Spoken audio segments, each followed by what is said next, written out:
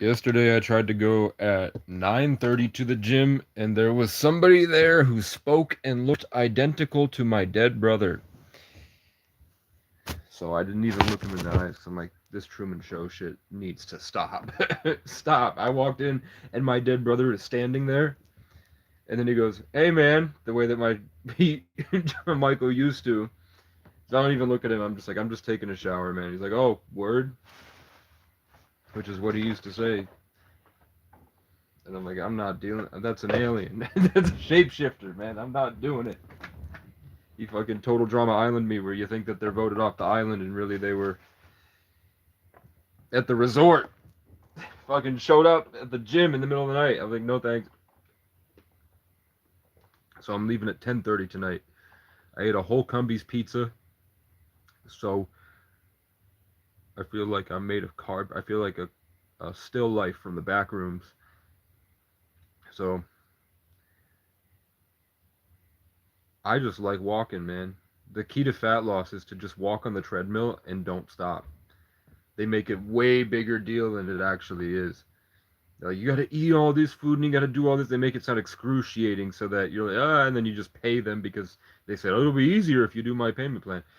The key to fat loss is just get on the fucking treadmill and put your headphones in because you're a phone addict. Be honest, you're a phone addict.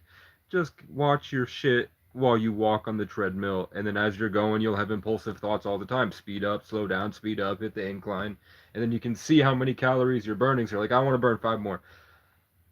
I like treadmills that show the calories per hour, so that I know if I watch a 30-minute video and I just walk at that steady pace, and I feel great the next day. Swear to God.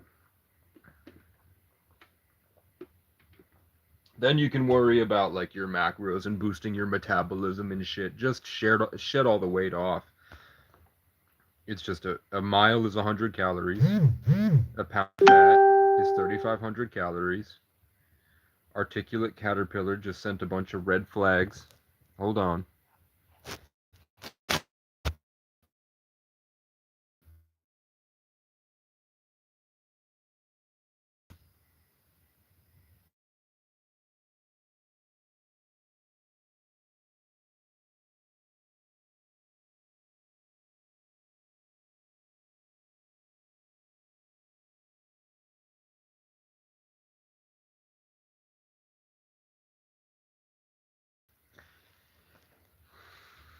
I think the world would be better without white people.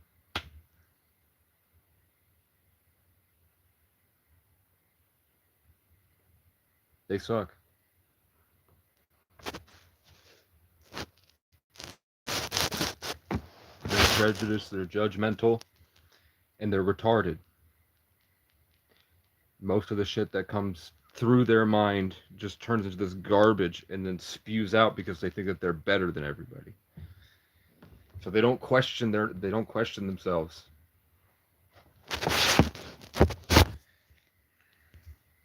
Hold on. Okay, my comments weren't working. Yeah, it sucks. I posted on a big Facebook group about my situation, that I was all the stuff I was doing to help, all the skills that I learned along the way, and what my dreams are to like. And then the first comment was just a bunch of red flags. I was like, what the fuck is a red flag about me saying looking to get out of the cold for a while? I want to go. I said my dream was to work with horses. That I'm the hardest working person I know, and that I'm looking for more opportunities to learn stuff. And that ideally I'd like to learn stuff about working on ranches so that I could be help as a trail guide and go on these kind of journeys through Alaska with people and maybe haul horses across the country. But I sent a picture of myself with the long hair. So everybody's like, red flag, red flag, red flag, red flag. Why is his hair so long? I said, if you must know, I'm half native. And it was messy because I was at work. But yeah, I posted on a huge group about just seeing what's out there, my skills, what I done. And I showed pictures of the property and talked about what happened, that I was helping. and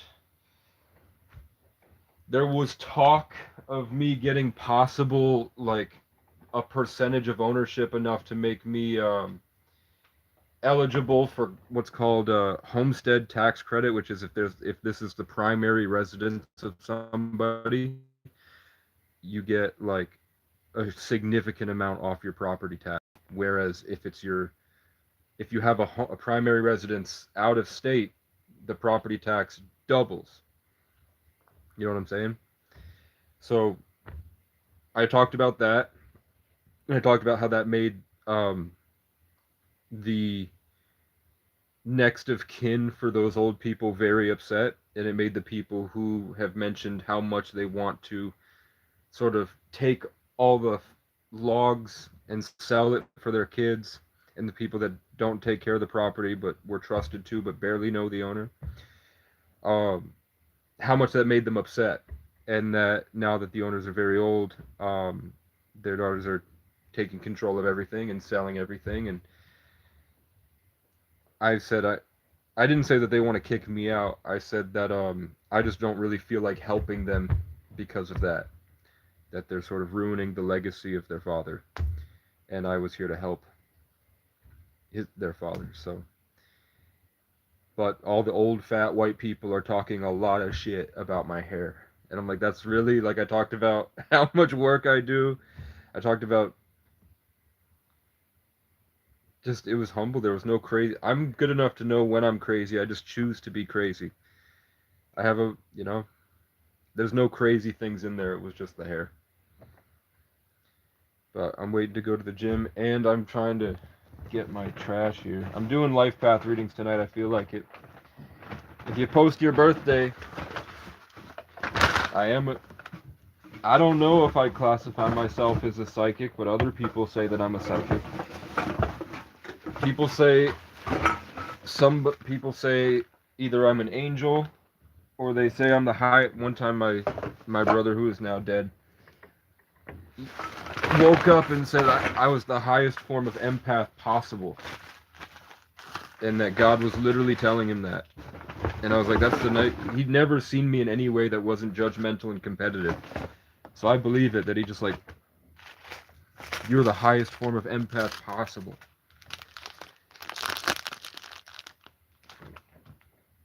Is your uncle cool? Does your uncle live in a moldy camper? Gadzooks! Zooey mama! I'm thinking about making a shirt that on the back it says, ask me why I hate Casey's mom. Ask me why I hate Casey's mom. To sell, like merch. And we're gonna try to do the nigga Mannies. Manny from Diary of a Wimpy Kid, but he's black. And it says life is a gift.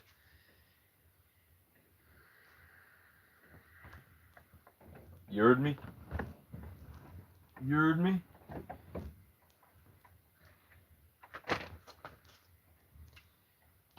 Heather is a crazy person, but that's okay. I'm also a crazy person. Brian found a heat press today for 300. Okay. I don't know what a heat press is. I know it depends, man. What I saw when I used to work at a screen printing shop. I don't remember what it's called, but it's a big flat thing that they had that it was large, so you put the t-shirt on this big metal flat plane in the middle of the room, and then you put the t-shirt down, and then you and then lift that up. Do I like broccoli? Not really. Not really, man. To be honest with you, I think broccoli fucking sucks. And can someone tell me that TV show? It was from like the 1990s. It was this movie where it was a bunch of different animals and they looked like shapes, like rectangles and triangles and squares, and they were all running. Can anyone find that movie, please? I get flashes of it, of my childhood memories, where I'm just staring at it, and the animals look like shapes, and they're moving weird. And I don't think that it was like an informational thing for kids to be like, zebras like to run and drink water. I think it just looked like an acid trip. And I used to watch that every day, or every night I would watch this video, this movie. It must have been 2002 or 3.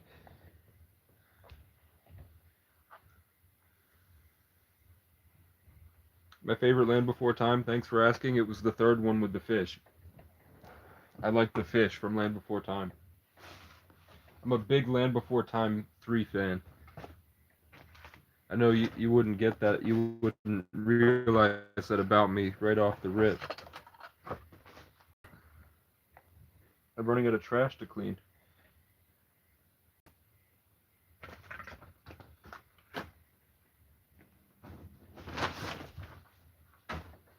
Okay, and I spilled soda on page. I spilled soda on my Book of John and Romans. Someday you'll be a race driver? Which race? You mean like an Uber? You mean like an Indian Uber driver?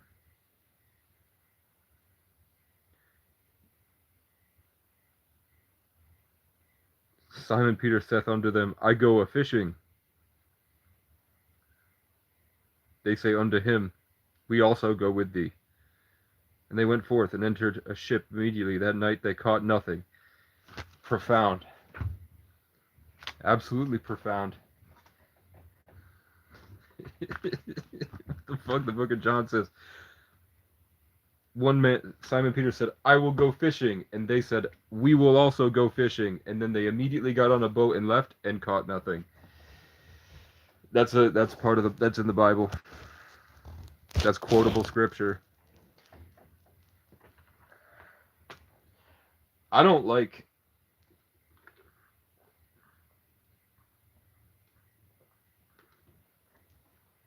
I don't think when people said you should have a fear for God, I don't like that Christians make that out to be a deep reverence like you do for a dad. I think they literally mean you should be afraid of God. You should be literally afraid of God. Because that's the time they were living in. Like, people would beat and rape their kids out there. People were terrified of their parents. I don't think it's a deep reverence for God. I think they said you should fucking be afraid of God. And I'm not afraid of God, but that doesn't mean I don't acknowledge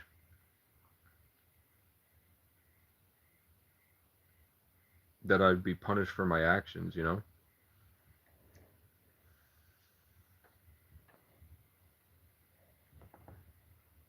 Like when Christians say that fear of God means a deep reverence,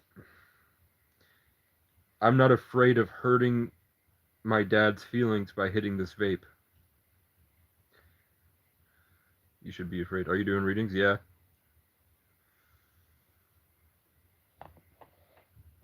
I hate when you call me crazy. It makes me crazier.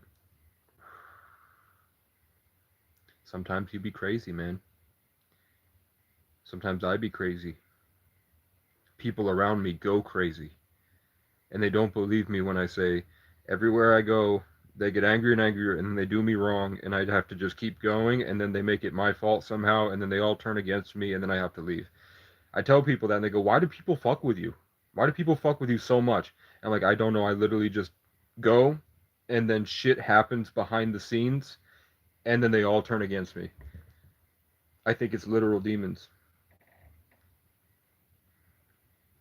And then my boss didn't believe me, and look what happened. He gets hit. I guess he's suddenly in a car accident. He disappears for a week, and now he's saying that I only worked 19 of my 32 hours, 31.5.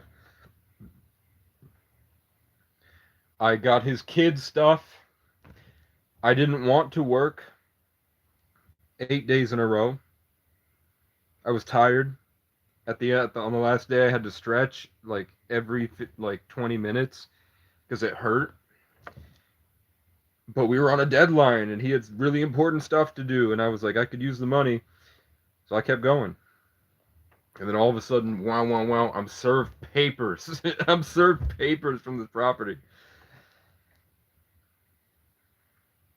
It's like the more I progress in my life, there's an equal amount of bullshit that comes for me. It's really weird. And it's just constant, man. Probably wouldn't give you a third reading. I don't know what else there. I mean, post your birthday because it'll get the ball rolling. I don't mind. You know, when I talk to you, it'll prompt other people to want to post their birthdays.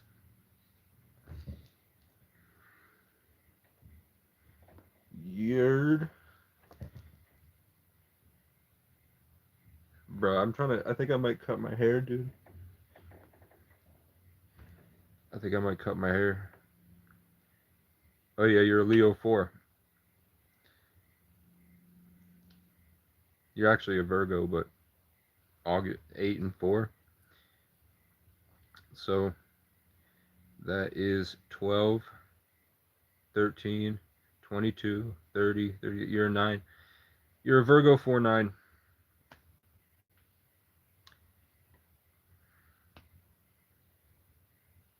I've said it 1,000 times, man. Meticulously nitpicky, created, and that can limit you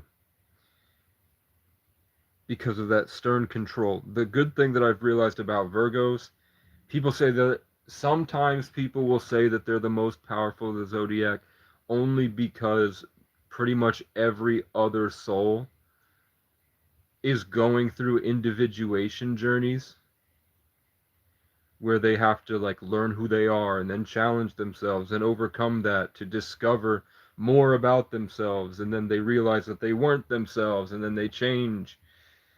Virgos have a strong sense of self, which makes people call them the most powerful, because when you know yourself, that's kind of like the whole teaching of the Bible and Thoth, that like Jesus said you have to know thyself. Thoth said you had to go into a dark room to find who you are. When you know who you are, that's really important, and Virgos do have that. The problem is just not a lot of motivation, not a lot of risk taking, especially with the 4, that makes you comfortable in routine, and that can make you afraid to take risks. The fire tiger does add aggression. It does add aggression to it. It makes it fierce. I would say that you're gold red, yellow, like yellowish, greenish, goldish red. And there is something that's propelling you forward. It's probably the 9 energy that I'm seeing with the Sag. I think 9 is Sag, which makes the curiosity. So there is some forward moving thing. So you do have this feeling inside that you should be going somewhere, or that you need to be going somewhere in order to feel like yourself. Um, you probably get stuck in a rut where you just hold this sense of focus. Hold on. I get it. I get it. I get it. You strive for a controlled, comfortable system, and then that makes you feel like you don't really need to go do anything. You don't really need to go do stuff. You don't really need to do, most people live in a state of desperation where they're constantly, oh, I need to go over here, I need to go over here, I need to go over here, I need to do this, I need to do this. You don't have that because you constantly work to build a functioning system in your daily life with that 4 energy. And because of the Virgo, where you don't feel like you have a constant need to find yourself, you just are, without a need to prove it, like a Leo. Leos need to prove it. The world needs to know who they are. Virgos don't have that. Um, the contrast to that, it seems like the sort of like added code to Virgos to make them not like these like super performers and to make them more shy and reserved, is somehow they get this feeling of being, even though they like themselves and they know themselves, they tend to, I mean, you could fall into either one. You could either fall into the narcissist thing where you don't need others' approval, you don't care about others' approval, but you have like a really heightened delusional sense of self, over that knowledge of self, overconfidence, or something happens that lowers that self-esteem, which most Virgos have, which makes them really sentimental and caring. Like every Virgo I've ever met was really short for the men, except one guy, but he was born on the 22nd, so he was both Leo and Virgo. He was a cusp. And his problem was like neuroticism and control. He needed control of others. That's the 4, is that you feel like you need control over others. And if you don't, you strive to play power games to make others feel as if you have control over them.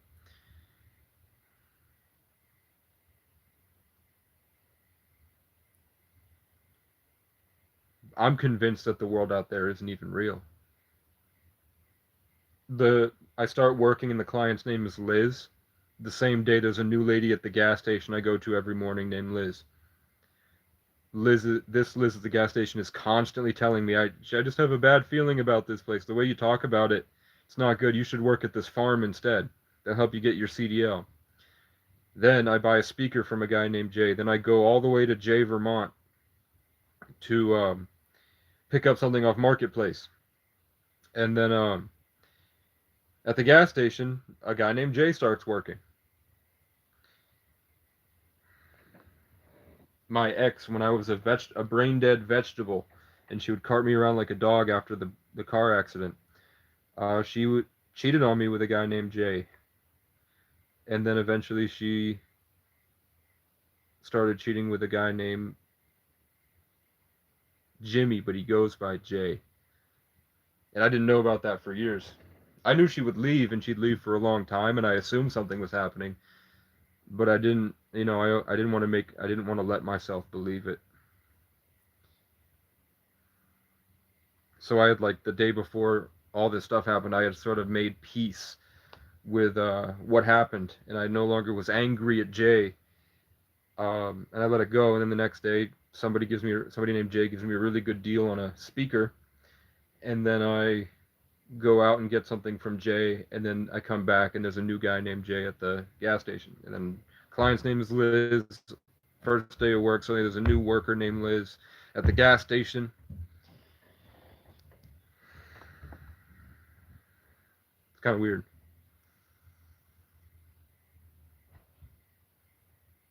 You had a raging psychopath father. I was thinking about today because I was watching a Will Survives video, and he was climbing down the ladder, and he said something under his breath, and I couldn't hear it because I just like had it on and I was laying here listening, but it sounded like he said Jesus fucking Christ, which is what my parents would say. Jesus fucking Christ. And I remembered that my parents, when they would get themselves angry like that, it would make me scared. And I realized that for a long time I've been living in that scared feeling around people. Like, I'm always worried that something's going to set them off and they're going to sort of blow up like my parents do. My mom blows up by guilt tripping and running in circles, crying and screaming. My dad would bottle things up and then he'd blow up and smash all my stuff. And I didn't realize that I think trauma and being in a vulnerable position, traveling around, brought me back to that. Like, I've been like, I regret, it got so bad in my life, I think I regressed back to like a 6-year-old. When I was 6, I would hide in a refrigerator box with only like a slit right here so I could breathe between me and the wall.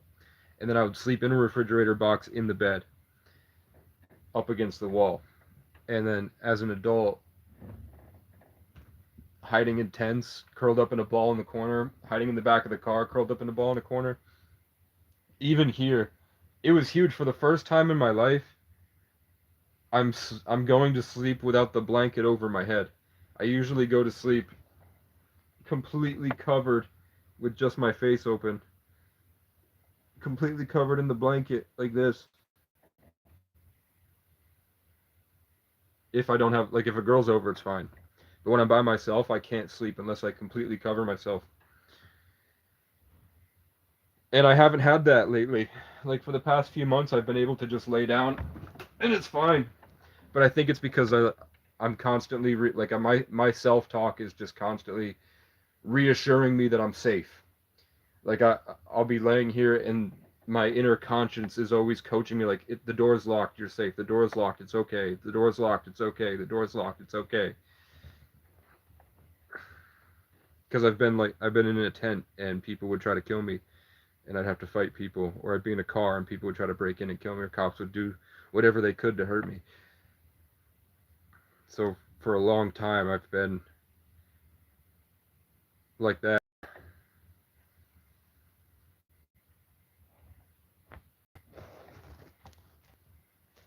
Demon Hunter dropped inner stand. That's crazy. That Denny would make you talked about in your videos. I did that too. You mean I didn't have a blanket at first?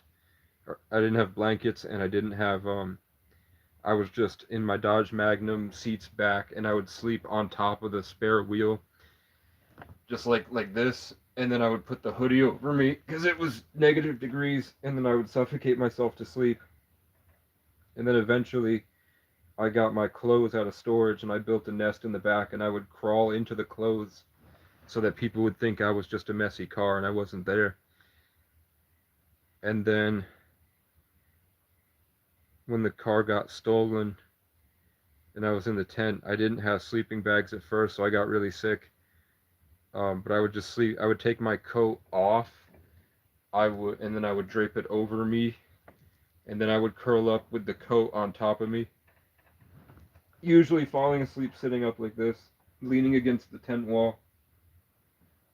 And then a guy named Cat in the Year of the Cat, who was a Leo born on the 5th, rode a bike that he built, a tricycle that he welded together, and he lived in a yurt in the homeless camp. And he would build bikes for money. He had a disco ball on his head that he cut so that when he rode by, the lights would reflect the disco ball. And he gave me a bunch of sleeping bags because I had food poisoning from eating Chinese food out of the garbage. And I was really sick, and I was out there trying to make music.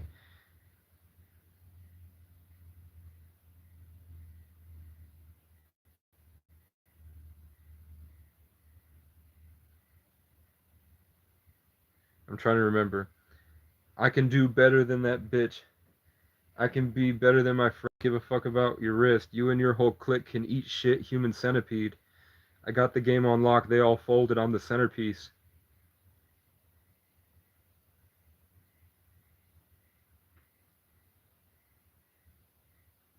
I'm a better producer too. I like my writing, but I'm a better producer. So I was making music out there.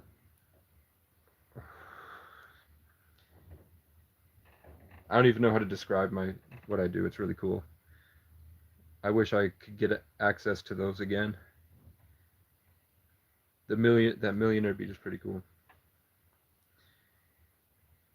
Sendo Jutsu or whatever is friends with Larry on Discord.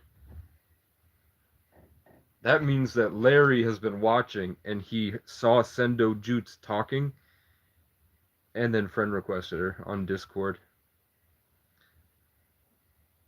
Maybe they were trying to find me after the suicide attempt.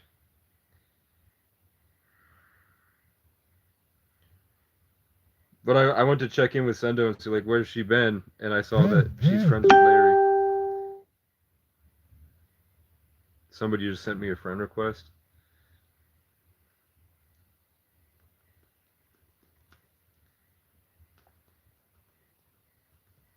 You've never been outside of Europe? Europe looks a lot nicer than the rest of than America, at least. When I see pictures of Europe, I'm like, why did they leave?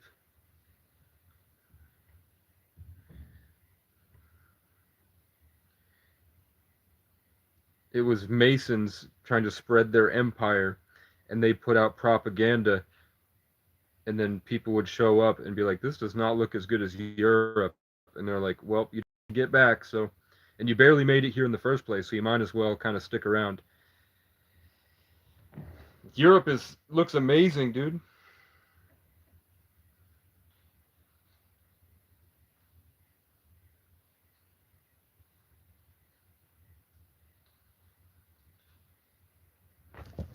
Every time I see white people complaining about the country, I'm like, have you seen what Europe looks like, man? You think America sucks? Just go back to Europe.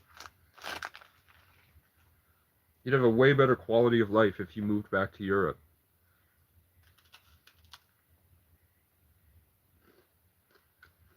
Also, the dollar, the euro, you make more money by living in Europe than you would in America.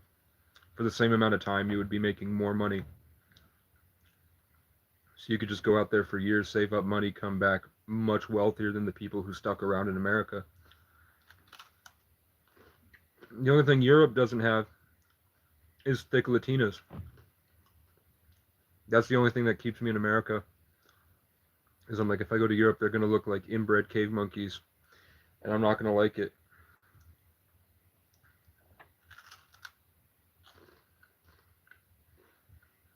It's all just going to be Nordic aliens, Nordic alien genetics,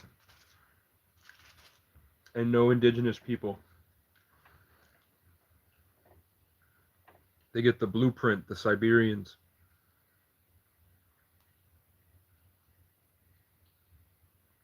But when I see videos of Europe, they seem to be having more fun. They seem to be more educated. They seem to be more polite. They don't seem to be as funny. I have never seen a video of a European where I'm like, that guy's really funny.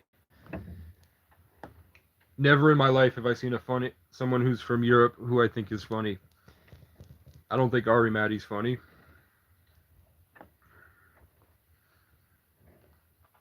I think Dave Chappelle is funny. I think Patrice O'Neal was funny. I think Norm Macdonald is pretty funny. Real Italian girls and Spanish girls. Spanish girls are really pretty.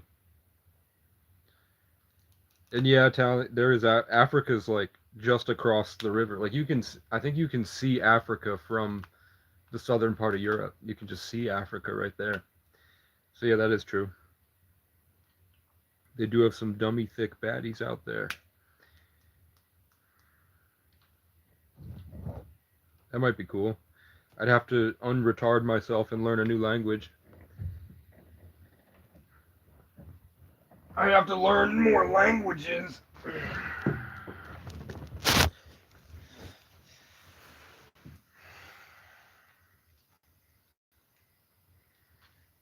I get a lot of 9 life paths, and I don't really know anything about 9 life paths, to be honest with you.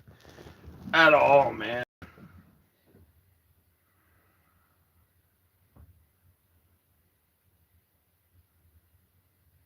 You won't give us anything?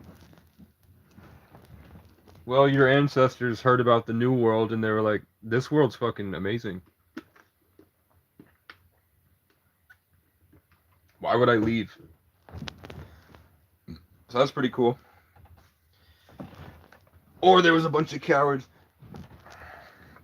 The way I see Europe is like the Lost City of Z. That movie.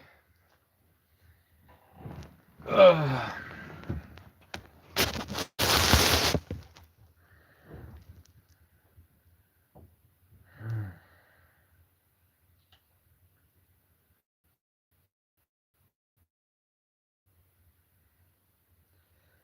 I usually do 2.5 miles at a 9 incline. So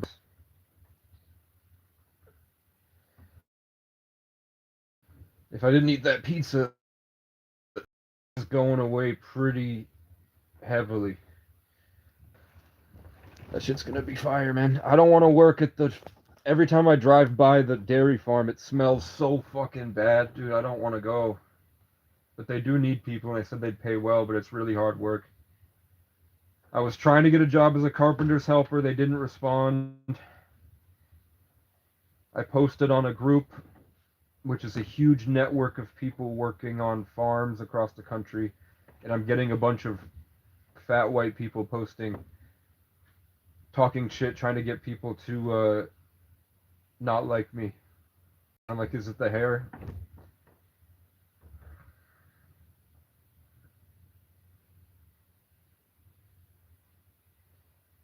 I don't know what I for the fucking camper roof. I have to cut a piece of plywood square. I have to shove that bitch into the hole. I have to go underneath and try to either super glue it or do something there. and then I gotta go over the top and put the roof pitch over and try to make a layer of roof pitch somehow. And I don't know. I need one of those squeegee. This. I need one of those tools that the homeless people walk up to your car with, and then they try to squeegee or whatever you call wipe, throw a bunch of chemicals on your windshield and then wipe it off. I need one of those tools.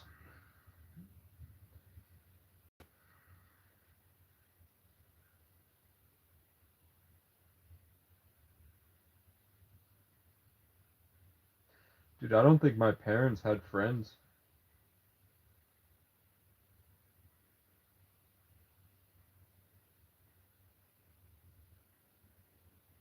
I've only ever seen my dad hang out with one person. That wasn't like the dog was running through the forest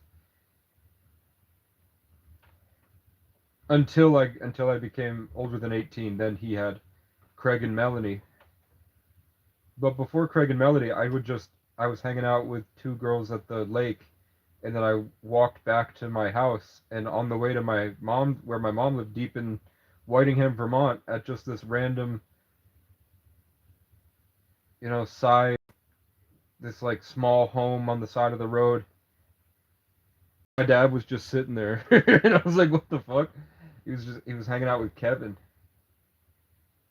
and I don't know if that's the same. I don't think that's the same Kevin that there one time my dad when my dad was officially homeless and sleeping in a camper by the river at some pull off down the road from where I lived in Section 8. I went to go see him, and there was just some dude there, and my dad's like, "This guy's been here. I don't want him here. I don't want him here." That guy just showed up. He's fucking drunk all the time. That was Kevin. And I started, for some reason, I wanted to quote the Bible, and I was mad because I had to work really hard to function. I had I don't know what was going on with me, but it took a lot to just get myself out of bed and then get to the door and then get outside.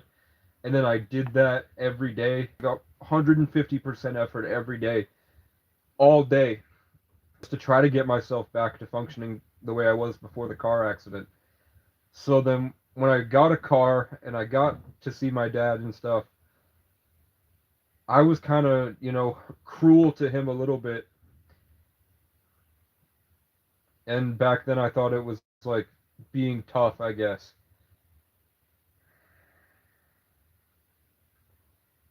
But now I'm like, I should have just got a fishing pole and sat with him. But I felt like I was gonna get like infected somehow, like it was gonna set me back. And was just like in my head, I was like, "There's so much more we need to do. If my parents just shut the fuck up and we work together with my aunt, my dad, my mom's friend, with my aunt, who's my mom's friend, not by blood, my dad and my mom, with their combined income from disability, we could have gotten land and then put tiny homes on it, then got us cars, because I had a car, so we just used mine. And then within a year, everything would be set, and their disability money would pay for the land over time. So they wouldn't be cooped up in Section 8 in places that they don't like. I was trying to get them land, but they're prideful, narcissistic, pissy pieces of crap.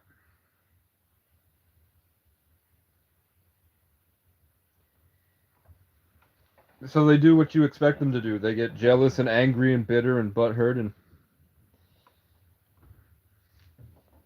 they don't celebrate my achievements. They just look down at me.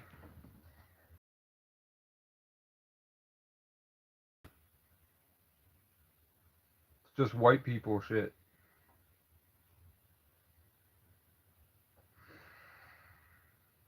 My mom got infected by the whites.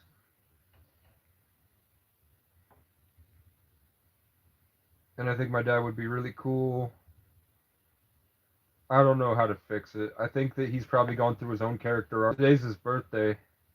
Or maybe yesterday was his birthday, the 10th. I don't know if it's the 11th or not. The 10th was his birthday. He was born in 56. I think he turned 70, right?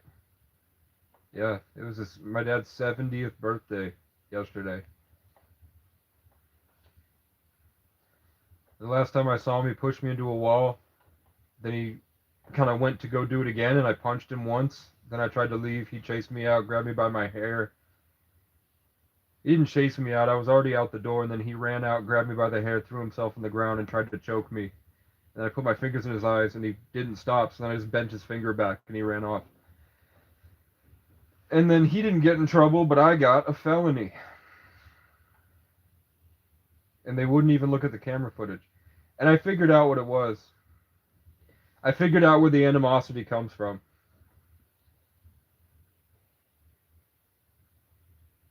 My mom,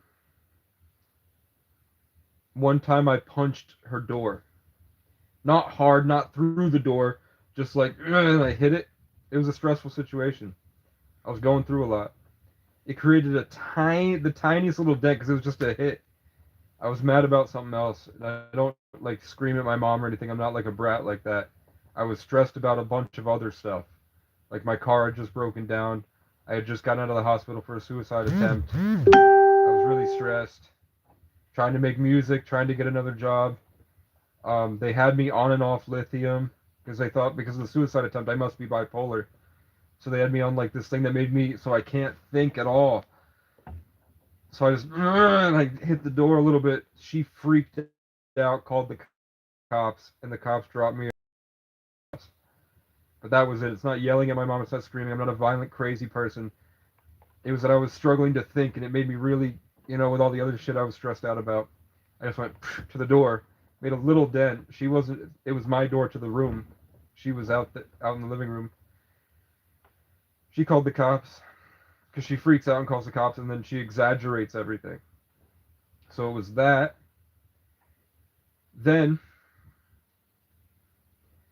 for some reason, I swear to God, this is the worst thing I've ever done. Driving, girlfriend is lying to my face. I know that I'm not functioning. I know that I'm a vegetable. I know that I'll never be good enough anymore. And she loved me for who I was, not for who I am now, because I can't be who I was, because I can't function. And I'm trying, but nothing I'm doing is working. And she's also pursuing 6 other relationships at the same time. So she's just constantly on her phone the whole time. She left me at her sister's house on Valentine's Day and walked away with her friends. She had there was a foreign exchange student named Yannick, and he invited her to go skiing with him on Mount Snow. And my dad was a ski instructor at Mount Snow for a long time. He loved Mount Snow, and my dad lived right down the road, so I invited them both to come up and stay the night. She stayed in my bed, and he stayed, and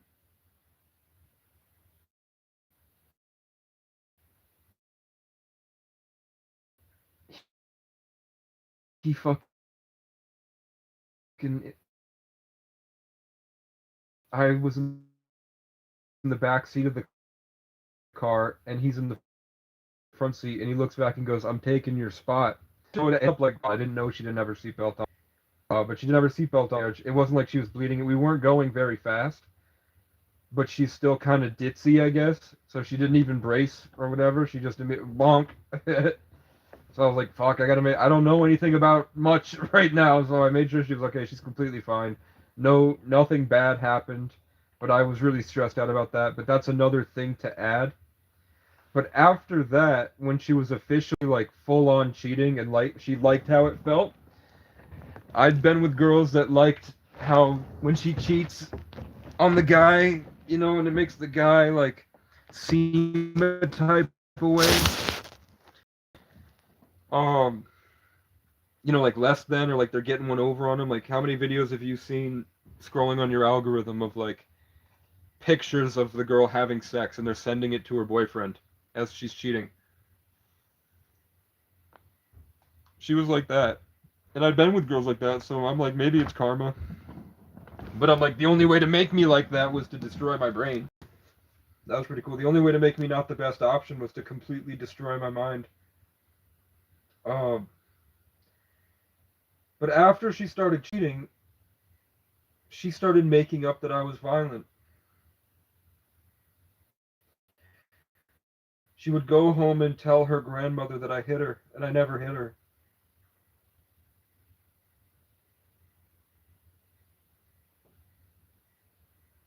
The only thing I'd ever done to her that she could say was like that was she wouldn't leave my apartment.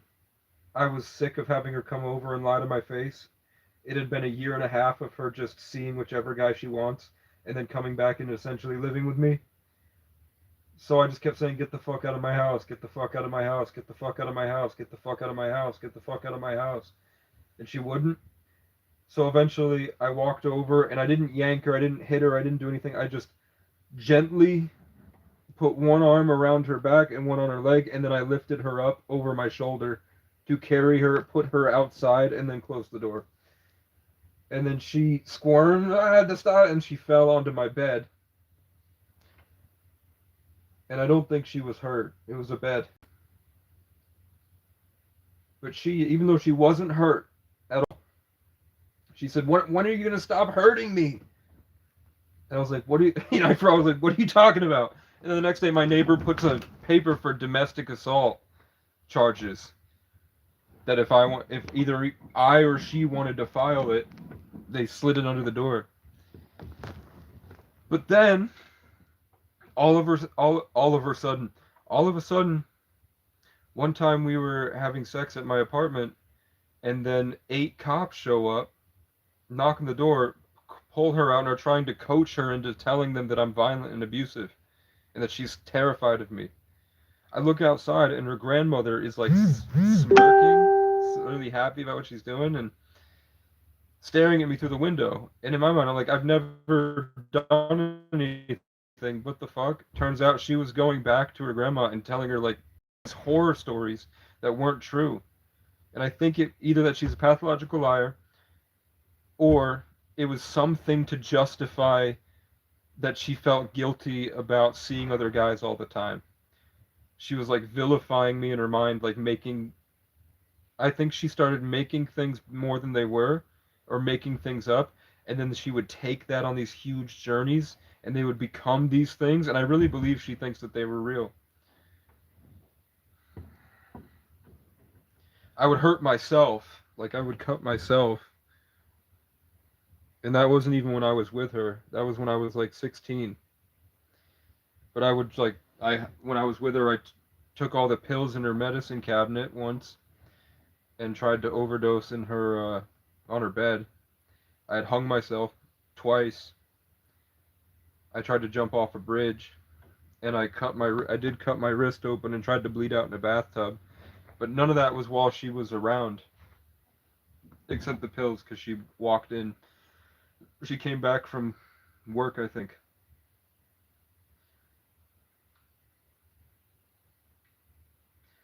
I don't hurt other people, but I think though all that with the grandma and then my mom, I think that's why the cops had that animosity towards me.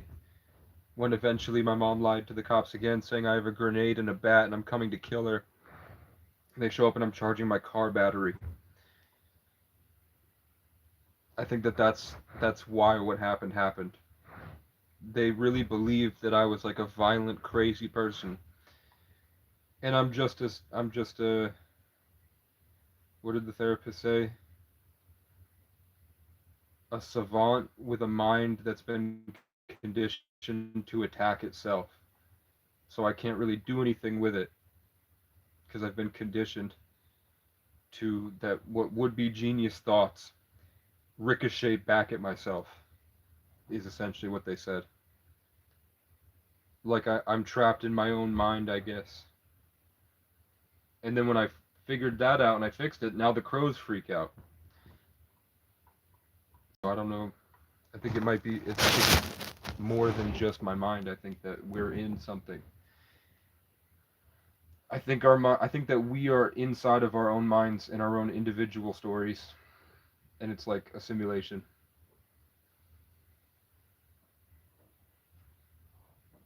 But she swears that I slapped her across the face once and that she has pictures of it. But she's never sent me the pictures. I think she's full of shit. So I kind of don't believe her when she says that her ex after me would just put her on the ground in public. She says that they were like fighting at a park and he just fucking pushed her right onto the cement in front of everybody. And nobody's told me that. They said that they did say that he does have anger issues, so I kind of believe it. But for her to continue lying about me to this day, um, I don't think she's completely honest about that.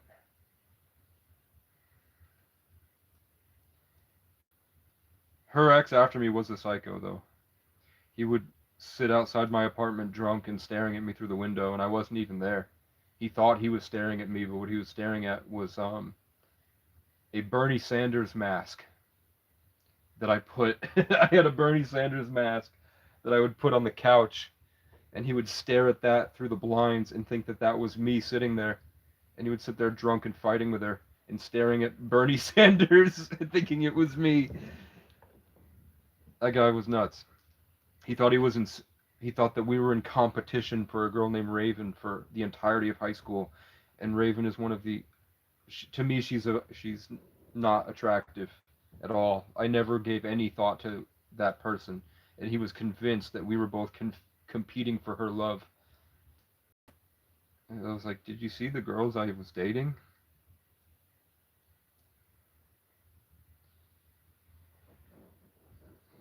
So the guy was crazy.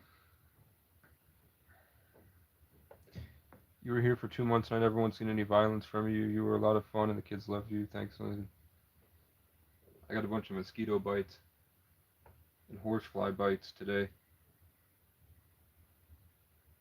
I think I roused something when I brush cut all those plants because a bunch of bugs spawned and bit the shit out of me.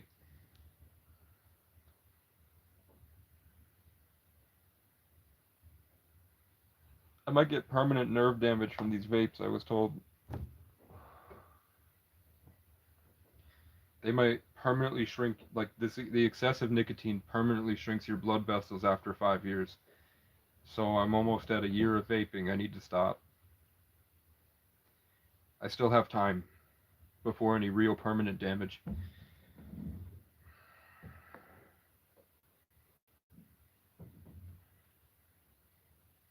My mom smoked so much her front teeth fell out.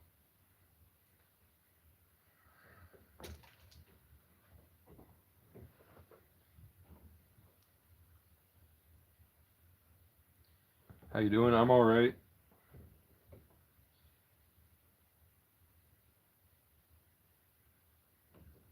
I don't think the guy, I think I can't tell if the boss is lying.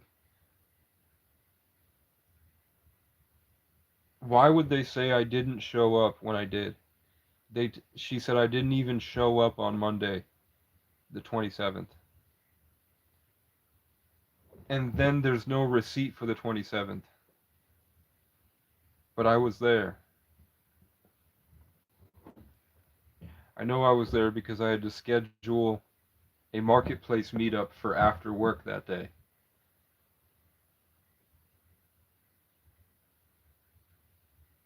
And the way that she said it in the video to me seems like angry and malicious and bratty, where she literally lies to my face. And that added, I'm kind of autistic, that added tone, I'm trying to figure out the intention behind the tone where she said, you didn't even show up because you said you wanted a day off. So I was like, okay, what's the reasoning? And I think it's because they're worried about overtime. Either they're in cahoots, which doesn't make sense. If they're in cahoots, then I will find him back at the job site. So her telling me that she's finding a new contractor for that job is a lie. to try to get me to stop showing up. If they're both working together, why would they both be working together to cut my hours? Probably because he wants to use that pay that I would have been paid to cover the lift. Because she had to rent a lift, I think, 3 times. So she was covering the cost of the lift and covering the cost to tow the lift back and forth. So I think what they're trying to do is cut my hours and have my free labor pay for the lift. I think that's why she did that. But I don't understand when you can see the difference between my and his work. Why she was so angry about me. Why they keep throwing the word inexperienced around when I did a perfect job.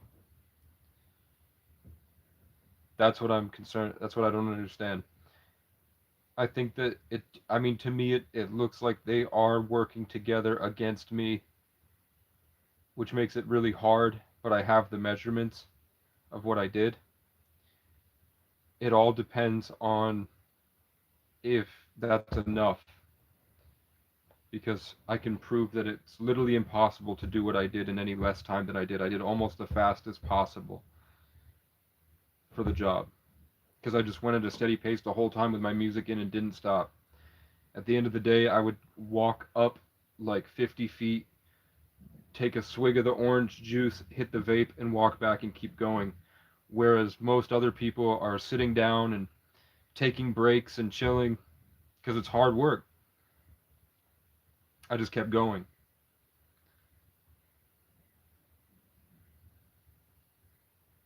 So I'm hoping that I can find a way to be paid for that because I kind of need that. The money that I would get, that's a whole plane, that's an entire plane ticket to Hawaii for the winter. Or it's a framing nail gun, or it's 8 months of the gym. Thanks.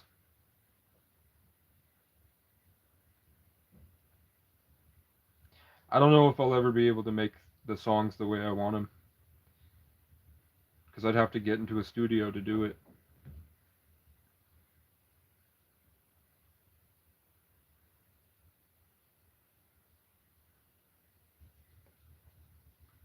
I've never used the computer I got.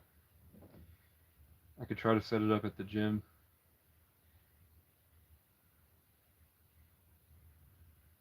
I wanted to take some of the money, $50, to go to the computer repair place to have him diagnose it, see if he can access the storage, and then try to see if we can pull out my my free FL Studio I have on that computer, or see if we can fix that computer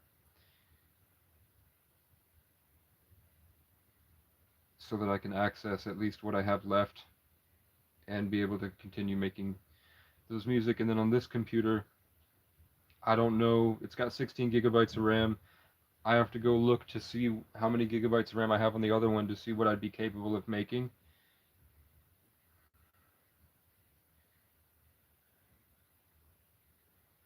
And then it's a lot of, I mean, we have AI now. There might just be like BandLab might just have filters you can use that give you the same vocal chain that I'm looking for. But I mainly like mixing.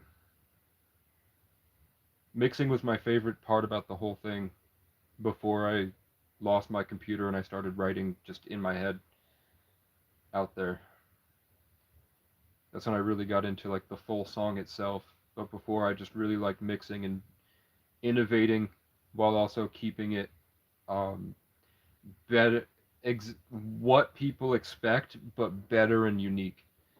So finding the line of where the collective is, and then taking it a little bit further and making it something that nobody else could make. But it fits what you're looking for, so it hits the same way. I hear voices, yeah.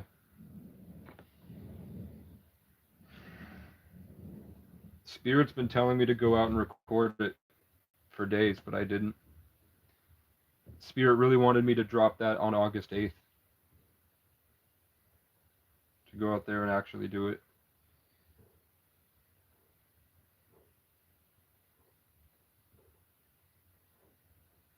I want all those songs to sound like the same the same level of production and mixing and quality as Noah Kahan and Taylor Swift, but with my own mixing and my own style of it. I want it when you listen to it, I don't want you to feel like it's a bedroom beat made by a guy in a camper. I want you to listen to it and it feels like an official song. And I'm not sure I'll ever have the money to do that. I was trying to get a camper from Kool-Aid and then put the studio in the camper so that I could travel and I could work in the studio in the camper the way that I used to work in the back of a Dodge Magnum. It would be like the after 4 years, it'd be the evolution of how I started with everything that I learned.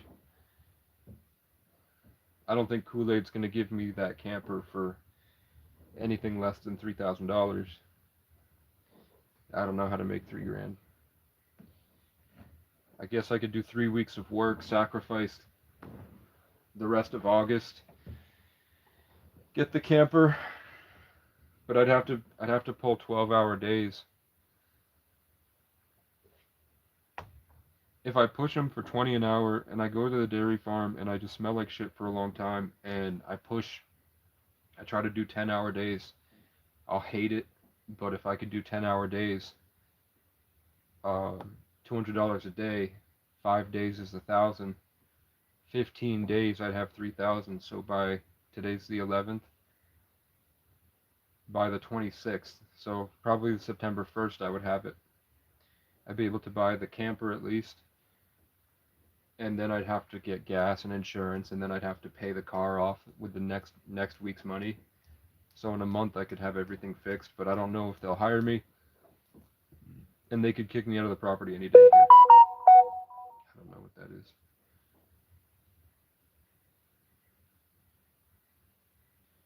You're much better and much more real. You can't learn that realness. Appreciate it.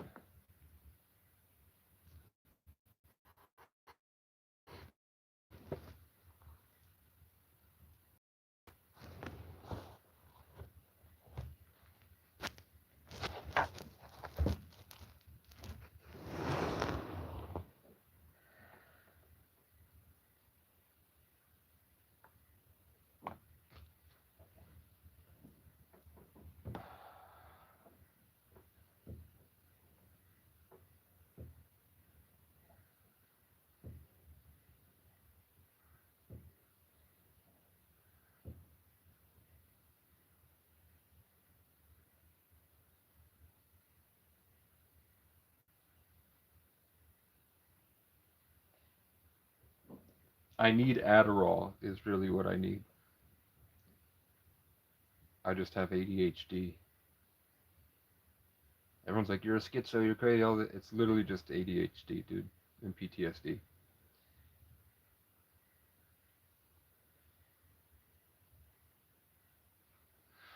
I'm hoping now that I'm older, people might be more willing to get, like, if I get a primary care. When I was younger, they, every time I said that I've done Adderall illegally back in the day, like once or twice, and it actually worked, and I was functioning, and I was good. So I was trying to tell them, do you mind if it doesn't have to be Adderall? If there's a stigma, it can be something that works just as effective. And they just really assumed, because they knew I was homeless, they assumed that I was trying to sell the pills.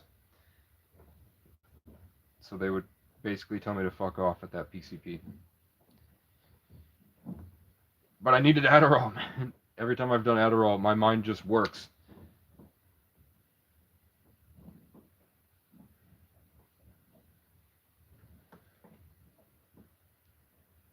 What time is it? It's 10:30. I'll leave at 11. Go to the gym. I wish there's no tracks here.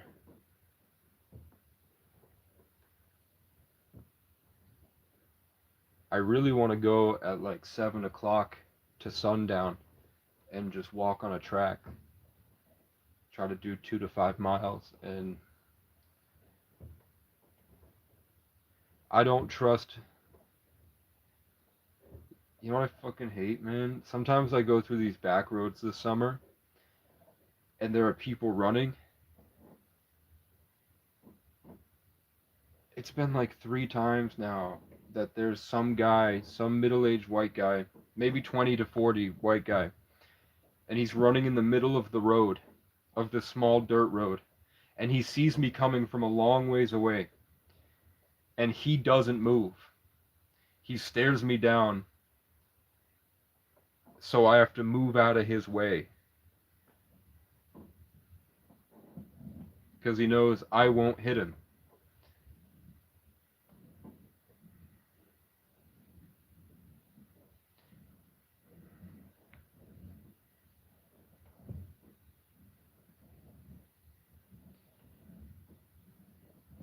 So that guy's he's looking for a reason to fight people. That guy wants somebody to get pissed at him, get out of the car, and try to fight him. He's probably a cop. I bet he's a state trooper. I bet that guy was a state trooper. Because they're like that.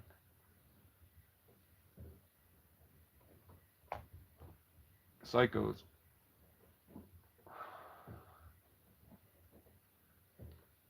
Psychos that are constantly looking for validation for their delusional beliefs.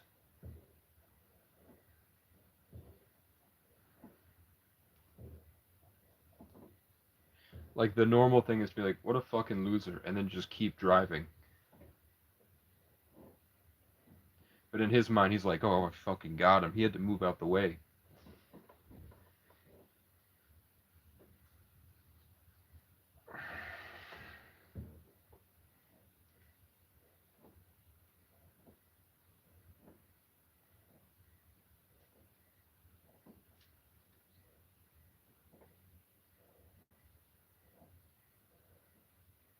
People are saying that chosen ones are really exhausted lately because of something with software updates and the role that they have on the planet, that normal people are doing fine. But like chosen ones specifically are like just exhausted all day. Like, it's hard to move.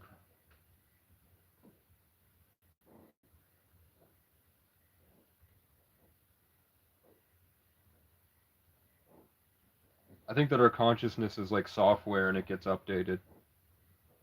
I think that we're evolving, like our consciousness is evolving. We're being updated slowly, and some people, their job is to bring that update to communities, which will make them angry and scared and want to hurt those people.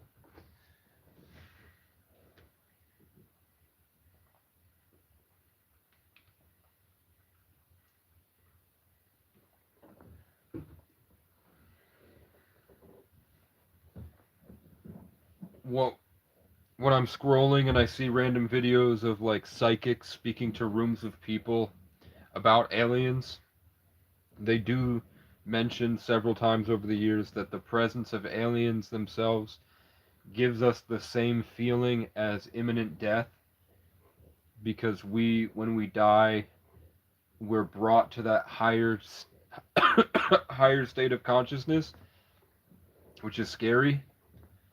So things that operate in that higher state of consciousness scare us.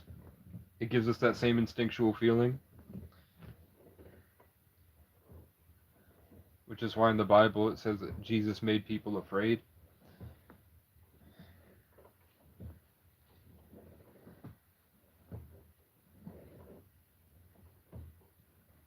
This was my whole childhood. I would sit here like this, but I'd have a whole massive Lego city in front of me.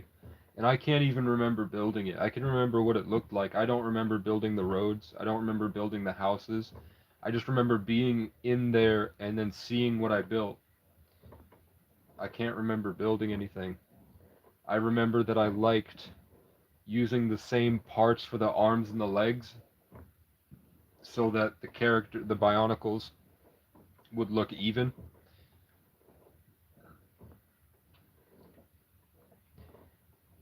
And I only liked the black pieces. If I was making myself as a character, it would be the black pieces.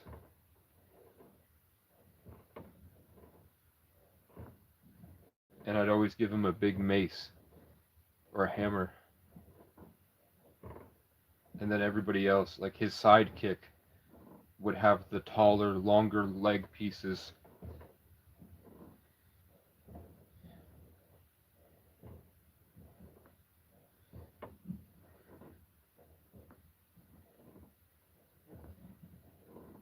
And I liked Commander Cody. And now that I'm older, I'm like, wow, I really like the orange in the 3-3 name. That was my favorite character. Because he had 2 C's in his name and his color was orange. And now that I know I'm a 33 life path and that's the color orange with Sagittarius and Jupiter's influence and 33 in Gematria, orange adds up to 33 if A is 1, B is 2. I'm like, I always chose the orange or the black figures, which black is 11 and orange is 33. I was always making these Bionicles that were black and orange.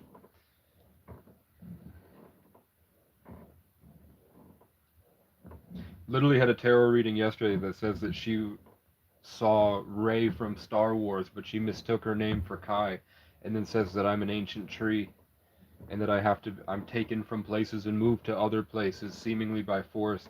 But what it really is that I've done my work for that community, and I have to move to do the same work for another community. Where I've sat here saying I feel spiritual warfare, I feel all this pain, I have to convert all this stuff, and constantly try to fight to feel good. And then when I do, they come for me, just in cycles in every town I've been to. I'm making huge changes apparently as I grow through the community, and people don't even realize that I'm changing the state of the entire town's consciousness with my existence, helping other people who are also sent here. And then we all leave and go other places, and then usually those towns get overrun or something bad happens or the people that hurt us die, or lightning strikes and burns down the buildings and shit. They get punished for how they treat us afterwards.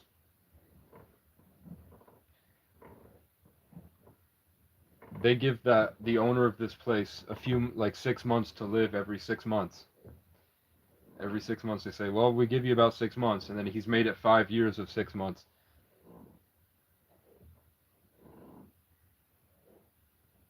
I worry that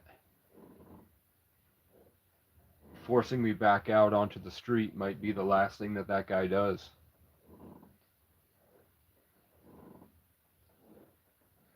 When I can't get to sleep, I think of old folks' homes where the spiteful little bullies cry until they die alone, 'cause the world they built by beating others only did 'em wrong, 'cause no one taught 'em how to love. Is it 11 yet? 10:38. I am doing life path readings. I just don't really have any new information for Linda at all. Oh, bird on my right side. And then I did see something briefly. I see what looks like Amsterdam. And I see people standing on a bridge from that scene in Atlanta when they go to Amsterdam. And they're on some type of drugs.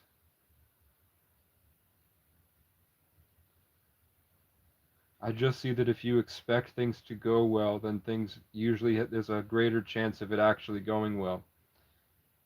So to just open yourself up and be friendlier to people around, because it's a nice community of people that are more spiritually aware if you live in Amsterdam. Linda, if you're still here, I saw you walking in Amsterdam making friends or just talking to people. That's what you should do. That's your purpose, or that's what you're going to do.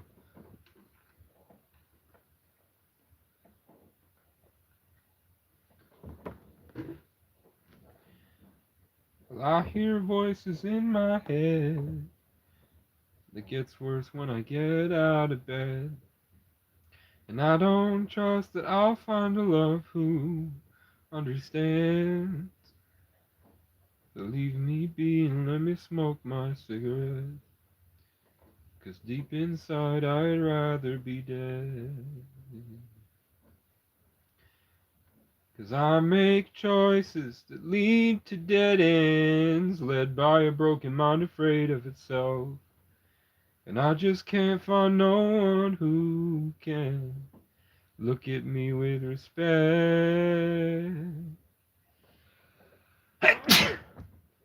A higher a higher dimensional being played my song for me, and the codes of that song were high vibrational enough that I'm starting to process the mucus and low vibrational stuff in my system.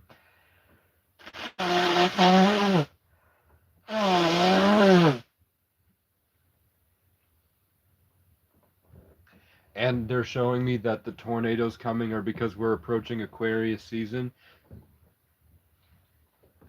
but we're in a Saturn year, so the air energy of the 11 year next year, 11 is Aquarius on the zodiac. So next year, 2027 is 11. We're in 10, which is Capricorn right now. Next year is going to be 11. So while we're in the transition from the fire horse to the fire horse 10-1 to a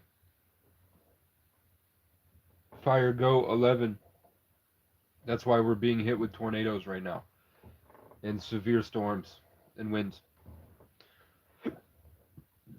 Because next year's natural disasters are going to be heavy. We didn't really have a hurricane that flooded entire states like we did in 2024. It's coming next year.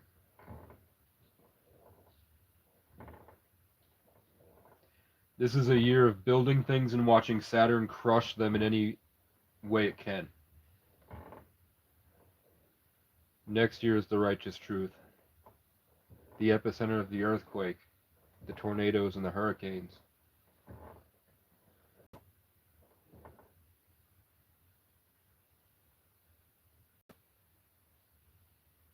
Yeah. It's a warning we're approaching next year. And then I don't know what element comes after fire in the Chinese in Bazi. I don't know. I know that after the goat, it's either the dog, the monkey, or the rooster. I think the rooster is before the pig. So 2032 would be the, or 20.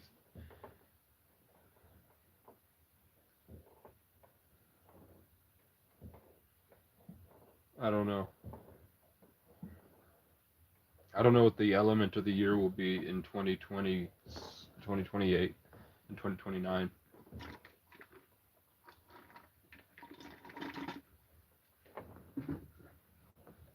I hope it's not metal. I don't want to go through any more metal years for the rest of my life. Metal years are the worst. Metal years are COVID being locked in boxes. Metal is the destruction of fire and creativity. It's passion. Years for discipline, but that's got psychos because it destroys the fire inside. Metal does.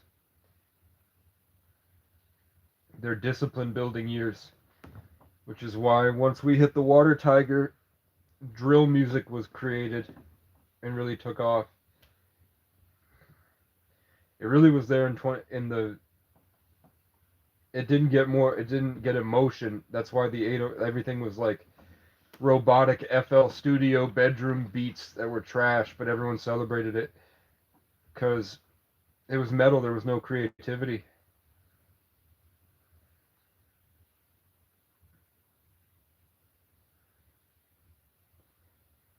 And then this is a year of creativity, but it's just so heavily bound by Saturn.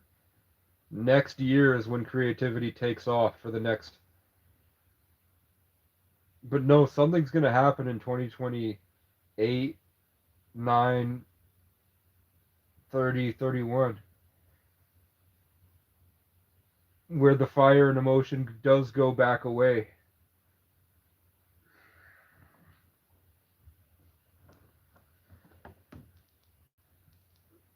The fire goat's like the outro. Next year's like the outro, and then the next few years is just this spiritual evolution where we all either ascend or die. You know, we don't evolve, and then we get left behind. It's this big ascension, and then reality has new codes. So it's not really as much of a creative adventure as the past 6 years have been.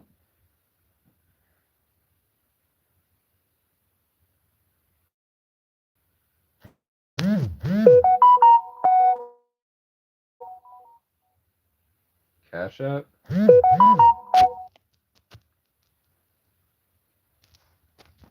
Thanks for the 30. Thanks for the $30 dono.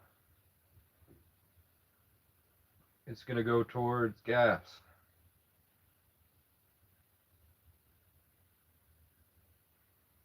That's 3 times I can go to the gym. So you paid for me to burn 1,200 calories and shower.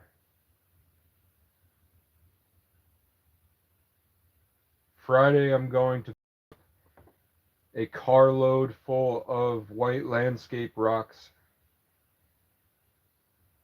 that they put on like pathways, or they have it on wooden steps, so they have wooden frames that they put the landscape rock on in the ground. So it looks like gravel, but it's all white rocks. So I'm gonna have that. Somehow I'm gonna use that with all the plastic white lattice that I have. I don't know if I could do a bunch of stuff with it. It's for free, but it is like 25 in gas to get there.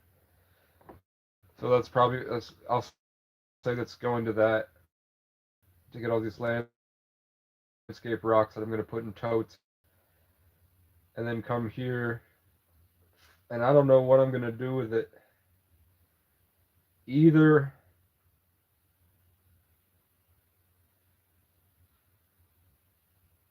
I don't know, man.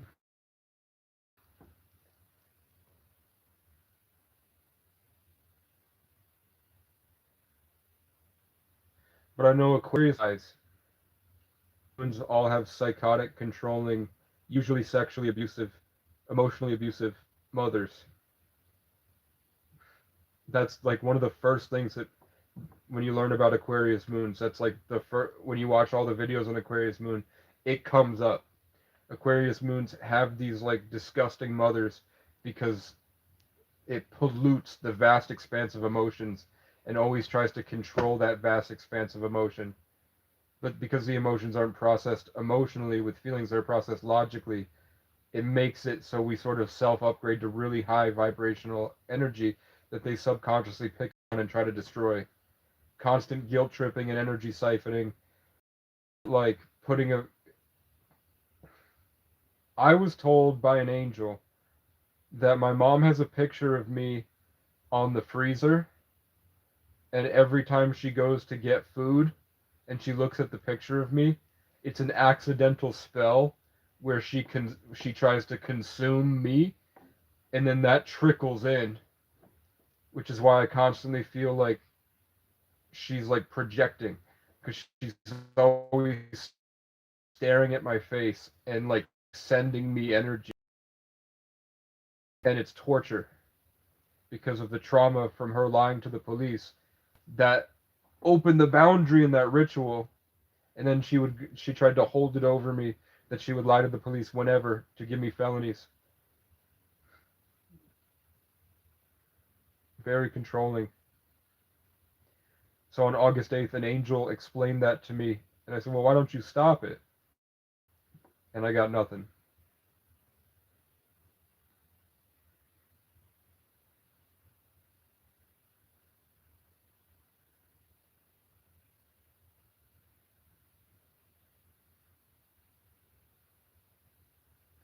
The photo she took that she stares at is one that my girlfriend took of me.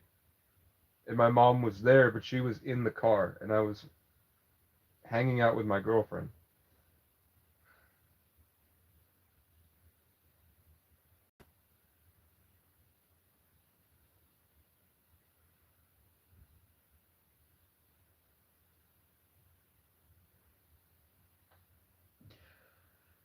My aunt fucked my cousin up for life.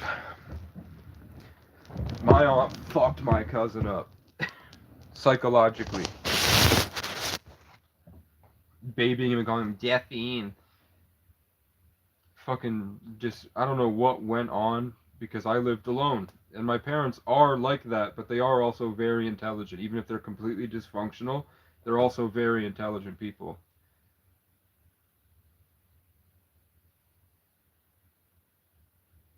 Like, as much as they've been through, they're very intelligent, funny people. Uh, my aunt, it was a mess.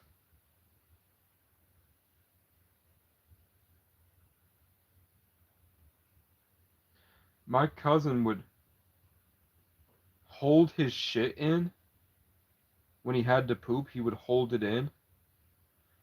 He would go into the middle of the bathroom and he would shit out and he would time it and he would like use his asshole as a muscle. He had to have because he would pinch out. And I'm talking like 16 years old he's doing this. Pinch out a perfectly round, tiny, like this big ball of shit and he would leave it in the middle of the floor. I think as old as 16 years old at least, maybe older.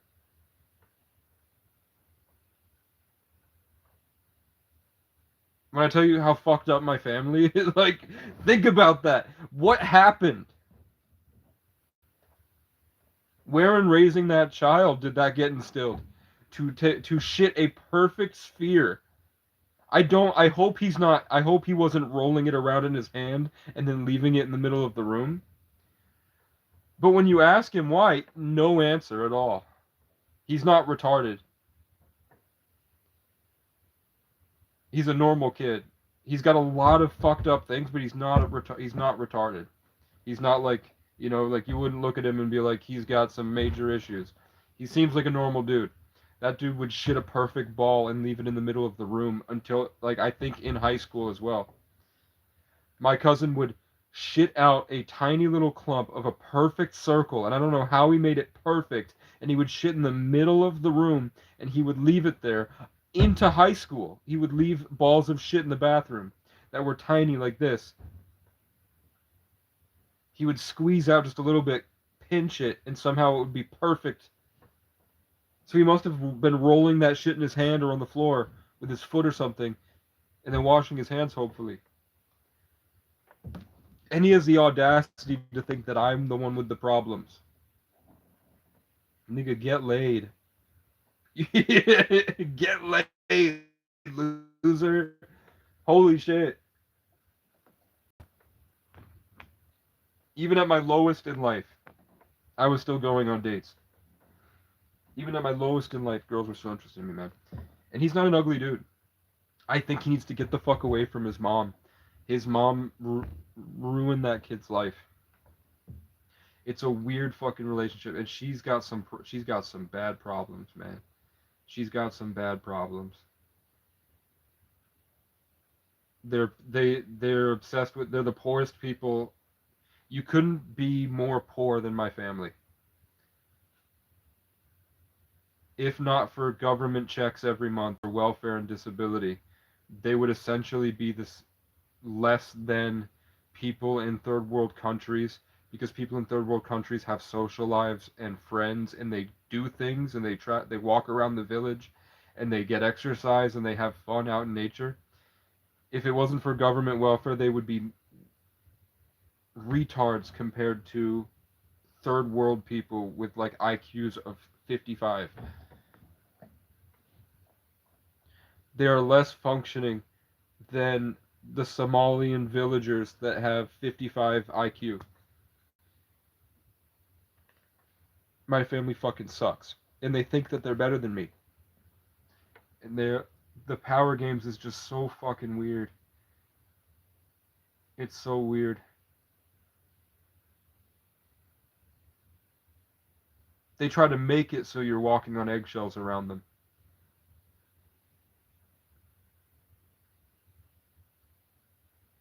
I don't know. And you can't blame it on the past trauma either.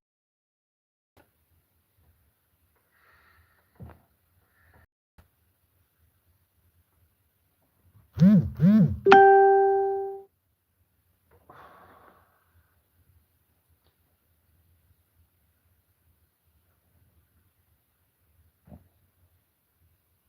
I was in, I think, kindergarten, or maybe I was in preschool or kindergarten,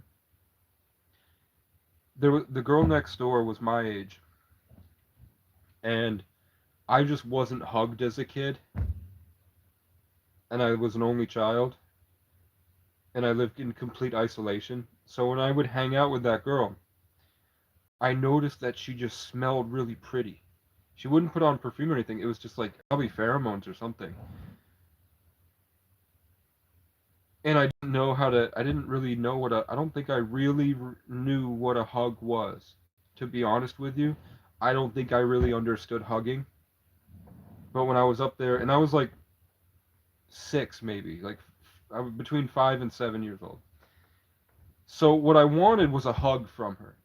But my brain was like, I want to wear her shirt so that I can smell what she smells like because I like how it smells. And she wanted to smell my shirt, so we traded shirts so that we could smell the aura or whatever. But then they came in and saw that we got butt naked and switched clothes, just shirts, and they were like having a big freak out about it. That girl just sent me a friend request. It's been 20 years and she just sent me a friend request as I'm talking. I didn't know how to ask girls for hugs as a kid. So I liked how the girl smelled and I wanted to wear her shirt so that I could smell her shit. So I could smell her fucking pheromones or energy, whatever you'd call it. Because we were kids. We weren't. It's not like we were sweating. It's not like it wasn't sweat. It was just how they smelled.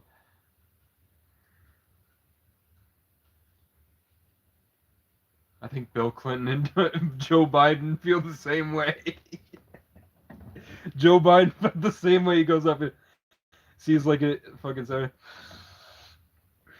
I did that, but when I was also 6, I was like, wow, they. What is that smell? And now that I'm older, I'm like, oh, that was cigarettes and dog shit. They lived in squalor. Not this girl, but other people. Like when I was in 4th grade and the girl down the hall, I would go into her house. I'm like, what is this smell? What the hell? I never had it. Turns out it's just sweat, depression, alcoholism, and all this. But for me, I was like, what is this new place I'm smelling? It's so weird. It's intriguing. Turns out it's just depression and addiction.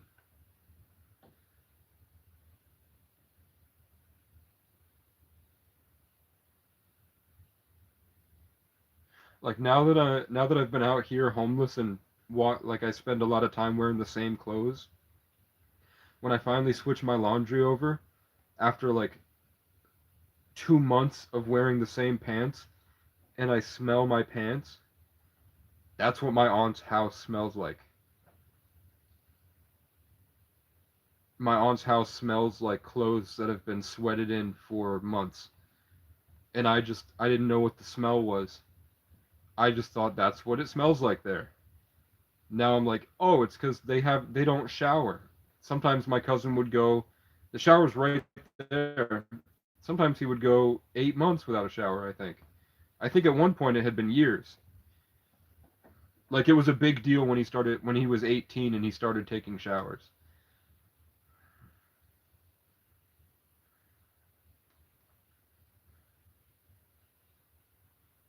I don't know what happened to my other cousin. I think she did coke and started living with drug dealers and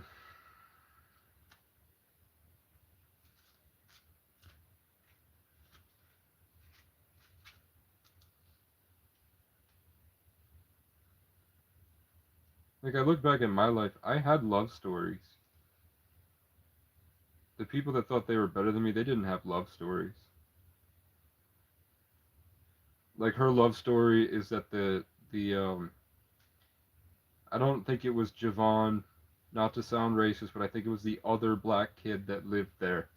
I think that paid for a motel room, or yeah, or like a hotel room on the other side of town, and then she met up with him. I think that's the closest thing I've ever heard to her having a love story, to be honest with you. I at least get, like, they all think that they're better than me. I think you know, I messaged her once because she kept calling me Bud. So I asked around, I was like, why does she keep calling me Bud? And people generally said that that's a disrespectful thing where we live. Like maybe in Arkansas when they say buddy or something, it's different. But in Vermont, when you call somebody Bud, it's disrespectful. So she kept calling me Bud. So I got pretty mad about that because I felt it.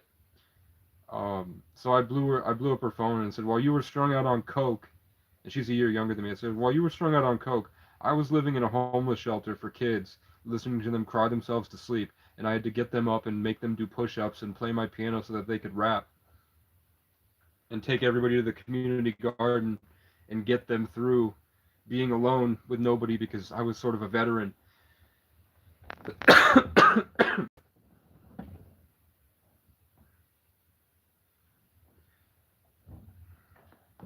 I was essentially taking care of 8 kids by 17 years old.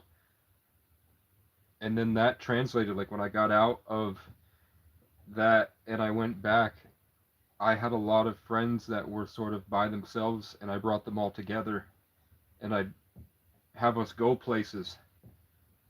The same, I learned how to do that from living in shelters as a kid. And then when COVID hit, everybody would hang out at my house. All these people, like tons of people would that I would just meet at random would all get together at my house.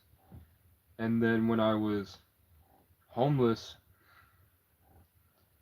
um, all the kids would hang out by my tent, and there was like hundreds of kids at the parties that would all congregate around my music studio that I would set up at the park at night. And then I gave up on life and gave up on trying to save them. And then now it's like I have a, like I make sure that the birds are fed and the squirrels are good and the crows leave alone. I had the family of robins.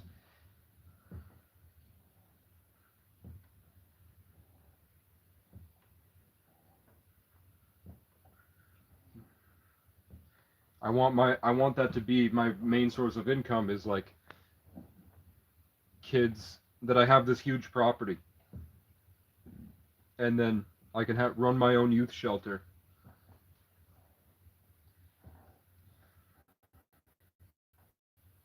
That way I can vet the staff members myself and try to find a way to generate enough income to pay them through something else so that they can be paid well,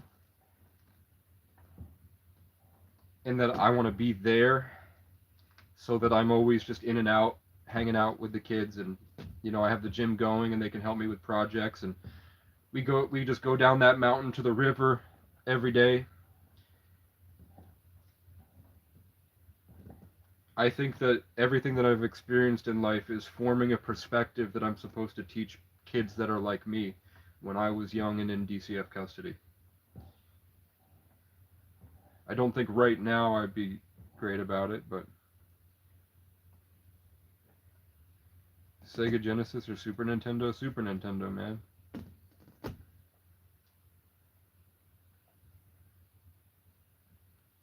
Nintendo 64 GoldenEye.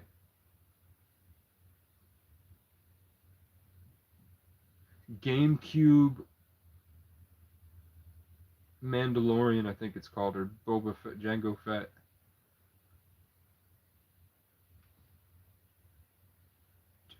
What was the 007 game for the GameCube where they're in the desert? Super Mario Sunshine, Super Mario 64. I like Super Mario 3, but I also had a Game Boy and I had a DS. I like My Sims Kingdom a lot. Dude, kids these days will never know what it's like to play the DS in the back of the car in the woods on a camping trip. Listening to fucking Katy Perry and fucking what's that one where they do acapella covers? What was that group from 2011 that did acapella covers? Fucking Nigga Higa doing nice guys finish last. That's why I'll treat you like trash. It's not what I really want to do. But you only date bad guys, so I'll give it my best try to treat you the way you want me to. Your favorite Martian? I can't stand when I listen to Your Favorite Martian now. I'm like, this is the worst music I've ever heard in my life. But back then, I was like, this is profound.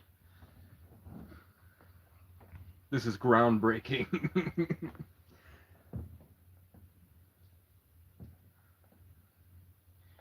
Kids are fucked, man. Kids these days are fucked. They'll never get what we had. It's not possible. They'll never get what we had ever again. The world just will never be the way it was. The way that people talk about the 70s and how because we had game systems in I was born in 99.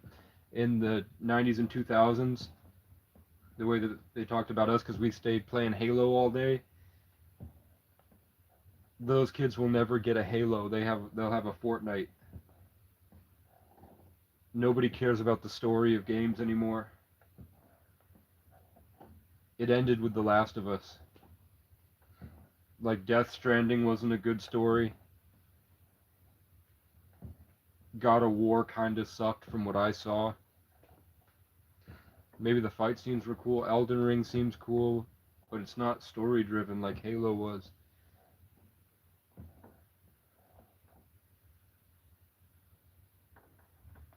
It ended with Halo Reach.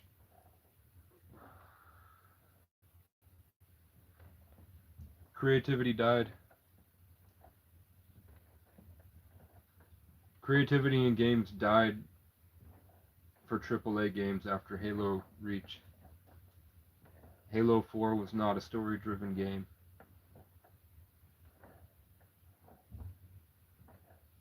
Bungie gave up after Halo Reach.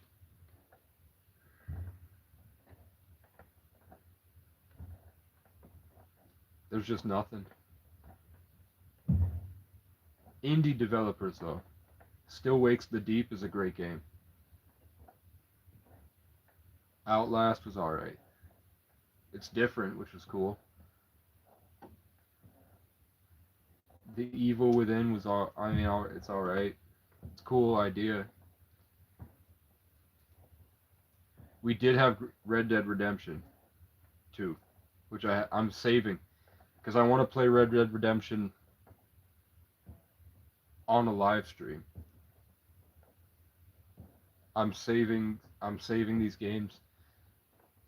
I decided that I think if I do get if somehow I get the camper from Kool-Aid, I'll try to get Starlink, and on my computer I'll set up a Minecraft server so that everybody can play Minecraft.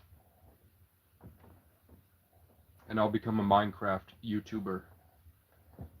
I think that'd be pretty cool. It's on my bucket list. I grew up watching The Syndicate Project. Like from 11 to fucking Driftdoor with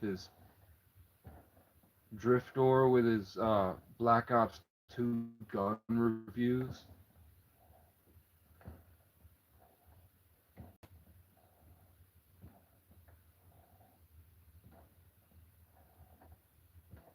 NGT Zombies, dude. You guys don't even know what I'm talking about.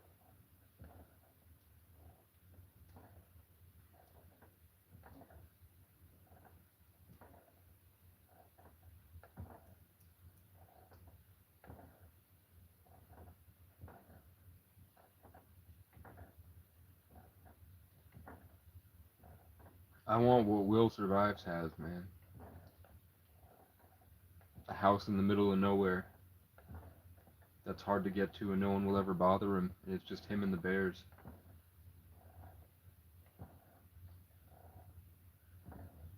What went wrong, man? I made music. I was homeless. I was making videos to document my journey. Will Survives got celebrated for it, and I got punished for it.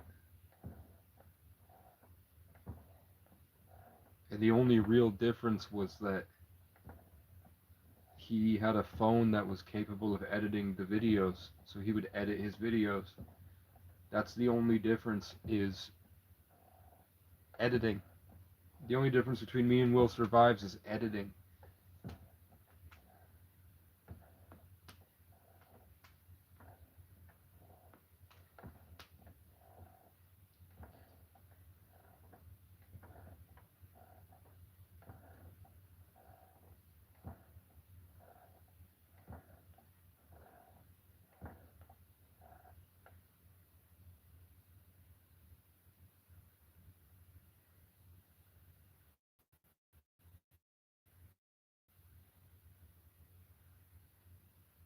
It's just not one of those days. Some days I can make all the crickets go and then make them stop with my mind, but the energy's just not there right now. I'm not as connected.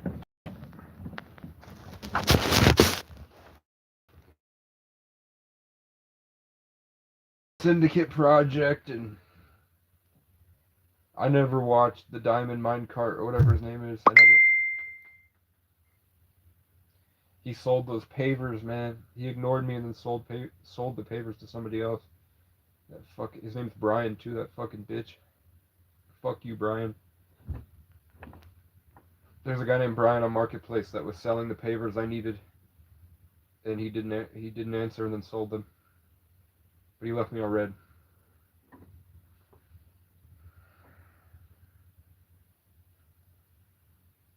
It's hard, man. Until you get on this side of the camera, you won't know what it's like. It's a weird thing. Like I literally, as I'm talking, or if I pause, I suddenly see like waves of information of all the different egos and their narratives in their life. I can see their faces.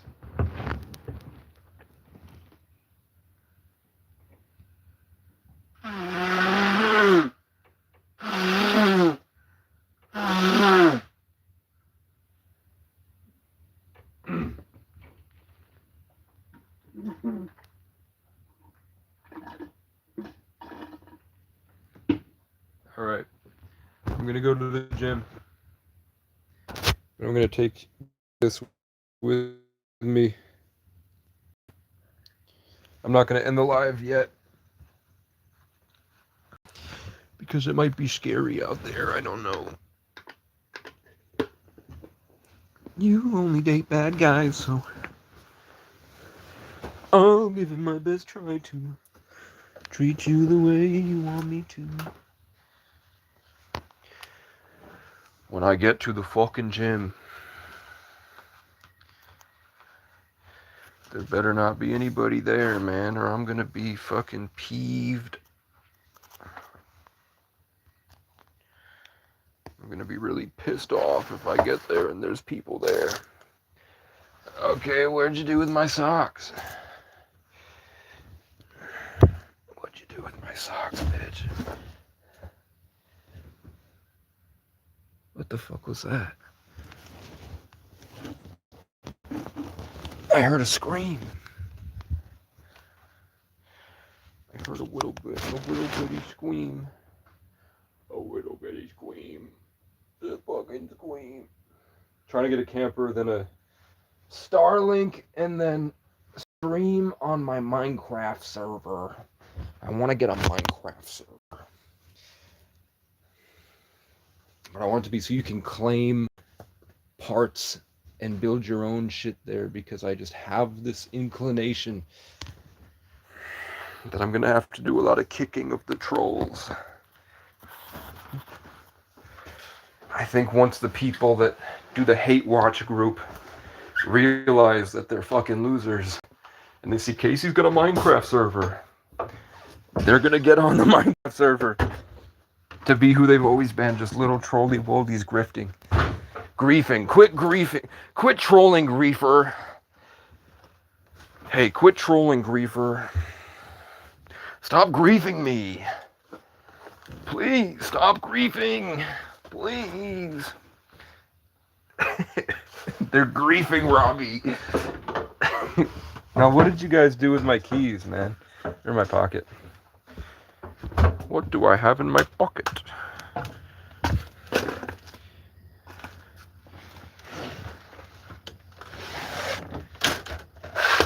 Nigga. What the fuck? Stop it! Let me piss. Hey, quit trolling, griefer. I'm scared, man. Also, Will Survives had a video just halfway through one of his recent videos the past week. He was recording and a praying mantis flew onto his camera and started looking at him. It flew onto his tripod and started staring at him. A fucking praying mantis. The day after I talked about that the clouds morphed into the shape of the praying mantis and opened up into the shape of the praying mantis above me. The next day, Will Survives a praying mantis. Oh, my fucking God. Did you see that? And did you hear that? Quit trolling, griefer. That's a very cold feeling. I shouldn't be talking about this shit, man. Hey, quit trolling, griefer. Oh my fucking God, dude. Am I on the right path? Did you hear that on my right side? Should I work at the farm?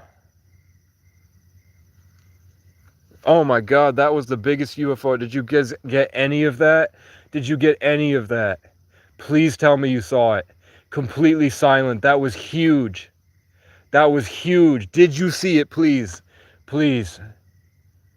Please tell me I got it. Left to right, came down from right there. Whoosh, a projectile. Huge.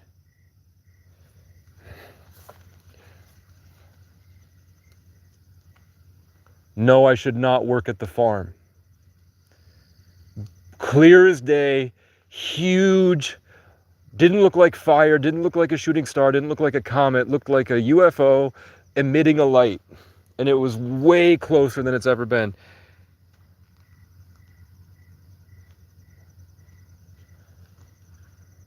And now there's a lot of loud noises. You hear it?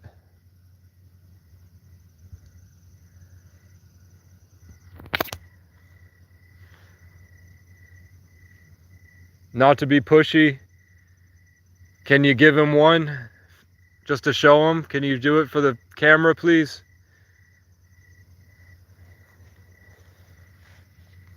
Noises are picking up.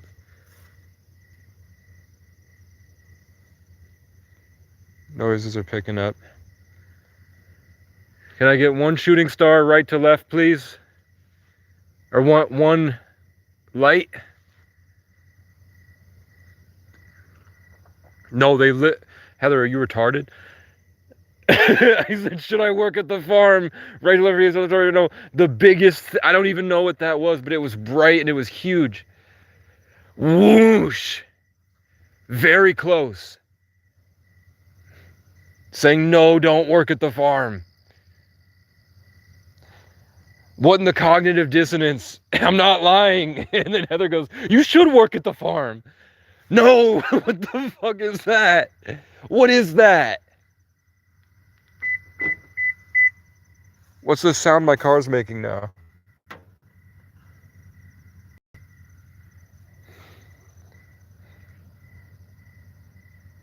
Something just shot Toph's voice from Adventure or from Avatar into my mind, and I heard, "Hey, Twinkle Toes." And now there's a noise over there, and I'm seeing a bunch of flashing lights.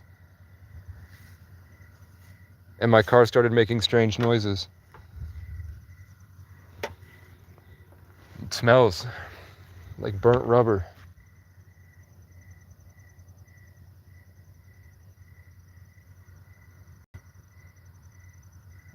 I think Heather works for the devil sometimes.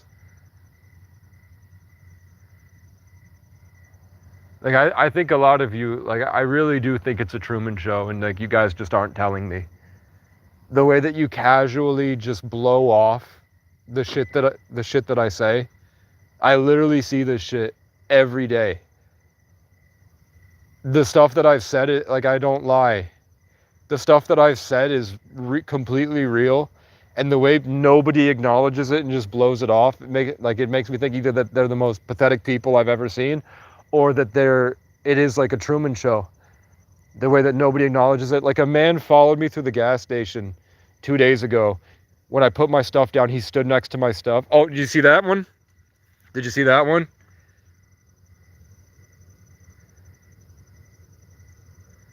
I heard "don't say it," and then I saw a left to right shooting star.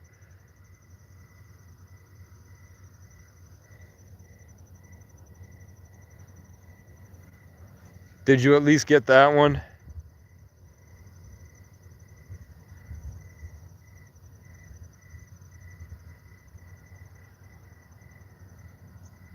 Now, can you hear that there's noises in the woods now? Like it picks up when the energy picks up.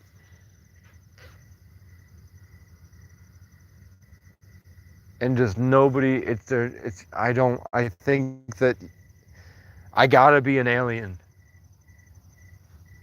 I gotta be something that isn't human, because nobody gets it. And the people that do get it, that I see online, say that they are literally alien, like part alien. Oh, did you see? At the very least, they're saying I'm not an alien, but it's not a meteor shower, because they're curved.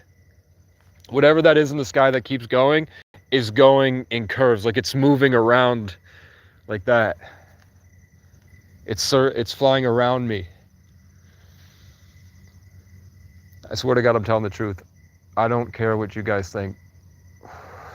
I care about what these things think.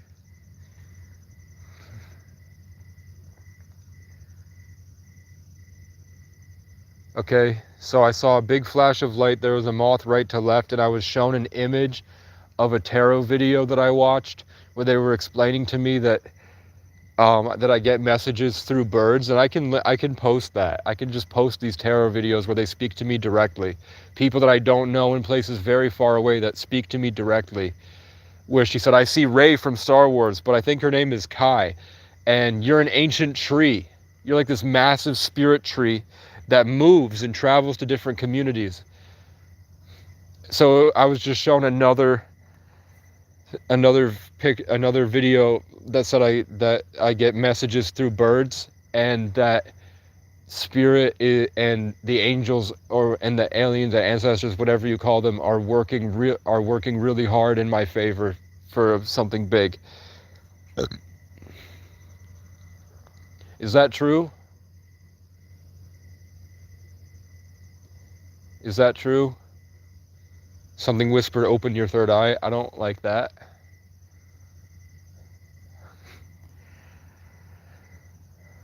I want a dog, but I'm worried that the dog would be part of the Truman Show too.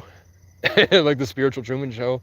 I worry if I get a dog and I rely on it to make me feel safe, and then all of a sudden it just takes off into the woods, and then I'm stuck here again. Like these experiences require the necessary bravery and isolation. So, because those things aren't real, like the outside world, it would just run off into the woods anyway. But I might be wrong. I don't know exactly how real this is, like how much free will actually has play here.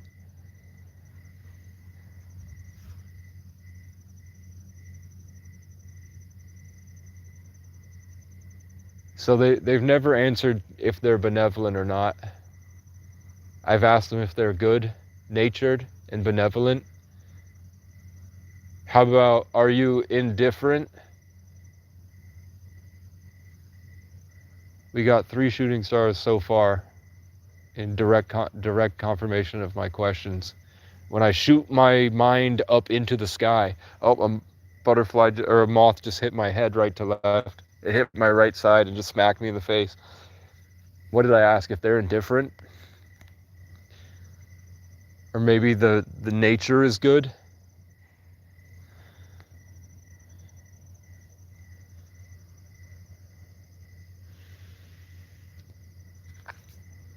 That was right to left for me. So Mother Earth cares. Are you part of Mother Earth? How about, oh, well, you know how I talk about how they go right above my head? You'll see this plane is going to go directly above my head.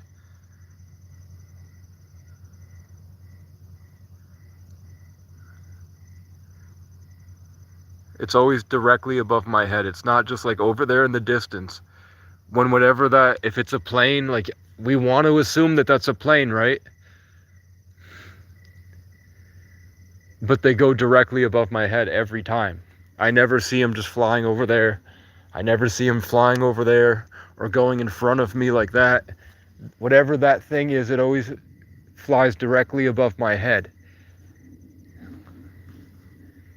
And they show up when the shooting stars show up. Whatever that blinking light. Oh, did you see that one? That one looked like a creature, like what you'd describe an angel as, flying right to left from one tree to another. And then once I make direct confirmation, like I look at it and I see it, I suddenly get very cold every time. I get this wave of cold chills. And then the loud noises over there that sound like just a heavy grunt, I hear those all the time, where I don't know if it's a bear or a deer or what, but I'll hear like this loud exhale in the woods. I hear that a lot when I do these.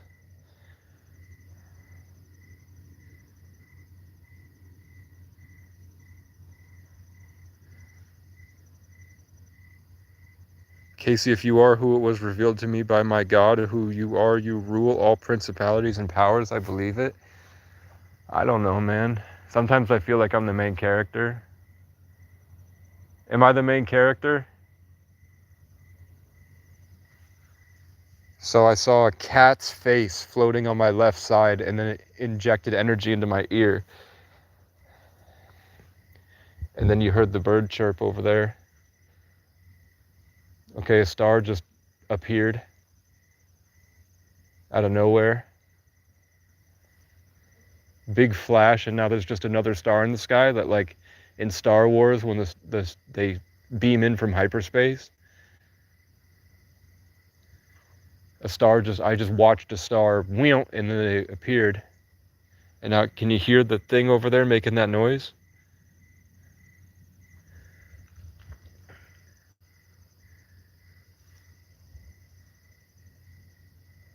Am I significant at all? Or is it just like,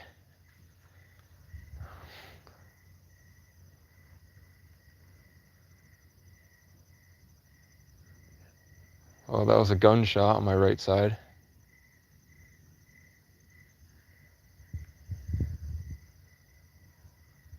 Is there actually something special about me? So I saw a blip of light on my right side, but it was going left. It wasn't like an obvious right to left. It was on my right side going to the tree, but it would technically be going left. But it is just a literal blip of light darting from one tree up there, and I literally just saw it. I'm literally looking at something. I don't know it's in the tree. And now the birds are picking up. I literally saw like a humanoid silhouette of energy peering over the tree looking at me. I think they jump trees. There's a loud noise. I was suddenly jolted and I moved over to this direction, away from it, completely turned around to whatever that is. And then my mind just starting to forget what I saw, like it's kind of forcing me to forget.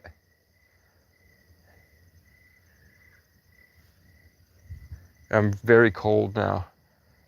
Like the energy's just very weird right now. And I saw something in the tree. I don't know, I saw a beam of light go to it.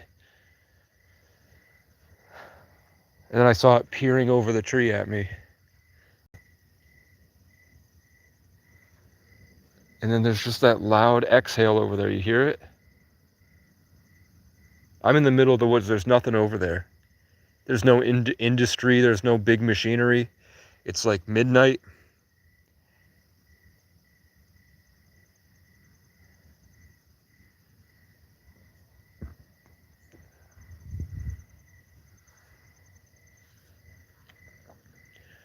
I've been asking UFOs to communicate with me through right to left and left to right. And for years, I've been having conversations, but I haven't figured out exactly how to get in the right space to have continuous conversations. But I know that if I rest for a few days, I have a lot of energy when I come out, and then that's sort of spent on the shooting star itself. And then I don't feel like I have it anymore. And then they don't really communicate as much as when I feel like I've got a lot of love inside. When I just feel empty after communicating with them, they stop. But if I can keep forcing it and creating it in real time, then they do respond. As if maybe there's some transaction or something. Something pushed my head to the side and then a bird chirped on my left side. So maybe that's not it. How about, can I just get it? I mean, I did just ask for a right to left confirmation that I am communicating with something here and I'm not crazy. And then you can hear this bird on my right side is chirping, and there was that loud, unusual noise, that low vibrational over down the hill over there. Okay, you saw that? At least, did you see that? You can't really see shit.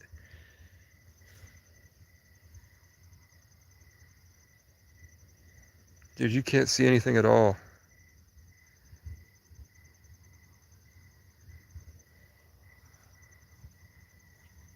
I think everybody's being controlled, and the thing controlling them is a troll. It's like it trolls the people that are aware. Okay? Something pulled my head all the way around, and I saw something in the woods over there.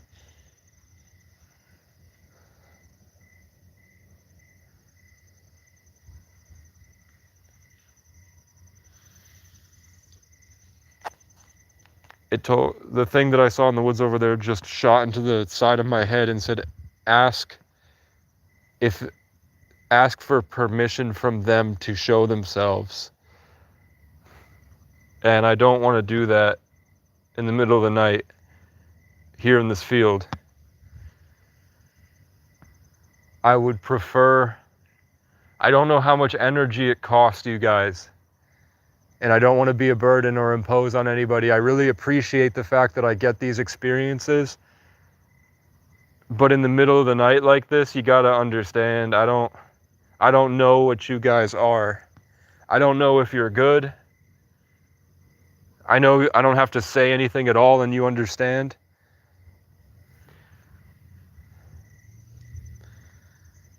But the fact that I only see them in the middle of the night makes things always ominous and weird.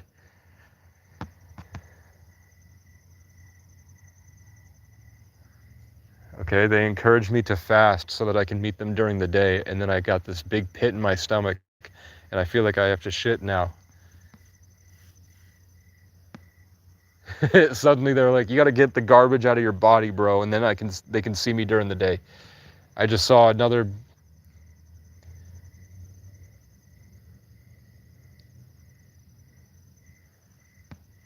Okay, whatever's on my right side is projecting energy towards me that's changing the state of my field to be less afraid, but also less aware and connected to the silence.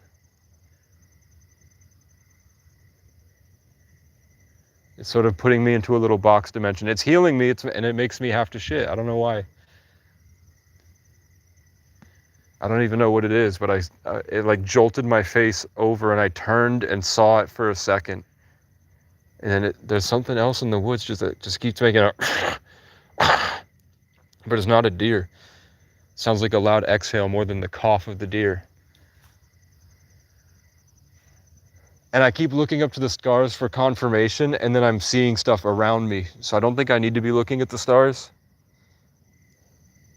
But the stars make me comfortable. It's a lot cooler to see the shooting stars in the sky.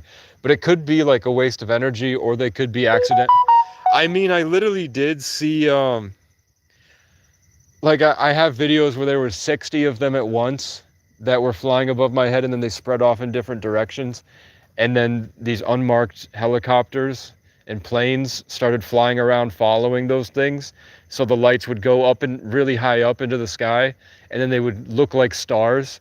But then when the planes would leave because they couldn't find them, then they would come back down and keep going. And they were just kind of fucking with the helicopters and the planes, most likely because it cost them a lot of money to follow them like that.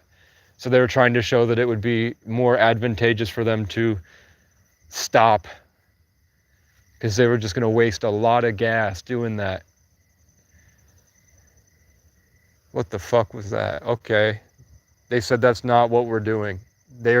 Whatever it was, it looked like a humanoid silhouette of light in a higher dimension appeared on my left side and like phased in to point at me. And when it pointed at me, I suddenly learned that I was making them out to be much more human, and like it implied that they were messing with them, and they didn't like the fact that I was suggesting that the aliens mess with people like that.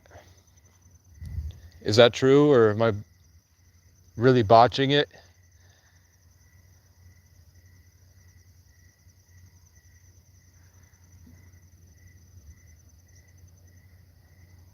They really want me to say a phrase that gives them permission to show themselves, and I don't want to do that, because I don't want to see him just walk out of the woods.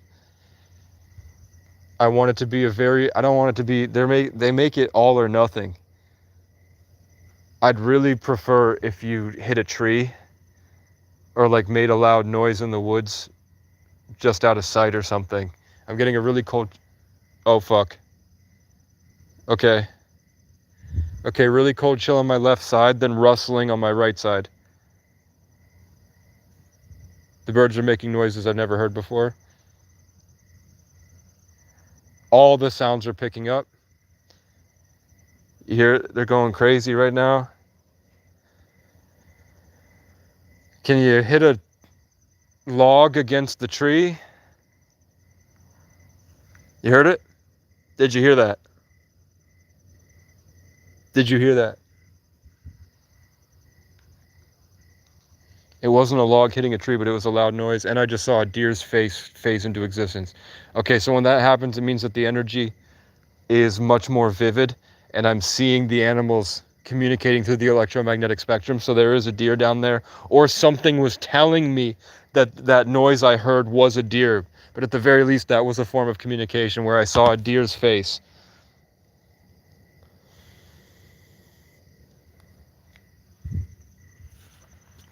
Okay, it just reminded me that Will Survives had a praying mantis on his tripod in one of his recent videos.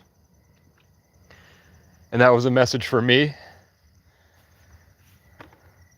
because the praying mantis is obviously facing right to left on purpose. Like when you watch the Will Survives video, it's like 4 videos ago. There's just a clip of a praying mantis standing on his tripod, but it's standing on the left side of the tripod facing right to left.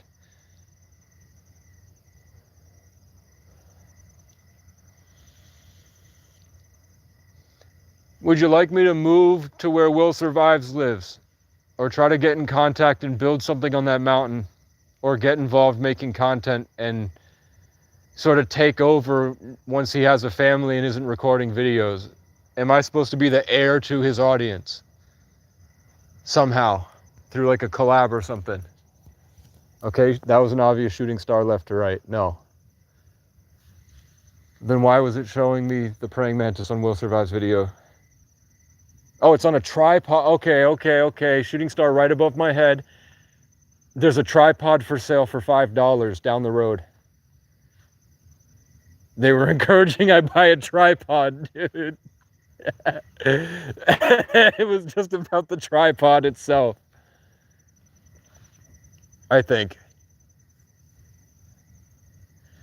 This is the only form of social interaction I have. talking to whatever these things are. But it would make an amazing short film, don't you think? You guys love Project Hail Mary and Interstellar and all this. This is like Stand By Me meets Interstellar meets Jeremiah Johnson. Jeremiah Johnson, Interstellar, Stand By Me meets The Backrooms. It's a good life. It's a really cool life, and I really appreciate whatever you guys are. I'm sorry that I suck. I'm just as embarrassed as my spirit team is, but I do have a lot of achievements as well. I've gotten a lot better at standing up for myself instead of just being a pushover. That was a big thing as a kid, that life would just happen to me and people would do things and I would ignore it and just keep going. I've gotten a lot better at holding people accountable. I've started fighting back in the past 5 years, and I never used to do that. I would just put all my energy into progress. Oh, well, it reminded me that when I was in 4th grade, somebody knocked the wind out of me on the bus, clotheslining my gut, punching me in the stomach, and I turned around and screamed that, "You jackass, fuck you." And then I got off the bus and then couldn't breathe. So they're saying that I'm not a pushover. I've never been. I've always been kind of bossy and assertive. And I lost that. They're reminding me of who I used to be. That's pretty cool. I haven't had that in a long time. I remember it now. Do I need Adderall? Bunch of noises on my left side. I don't need Adderall. Okay, now they're playing me a tarot video. Oh, did you see that light at least? Did you see that one? I'm not turning the flash off and sitting out here in darkness. It was a tarot video of Tarot Doc saying to not beg your manifestation helper with like, should I get milk or should I get soda? Should I take a shower today? Okay.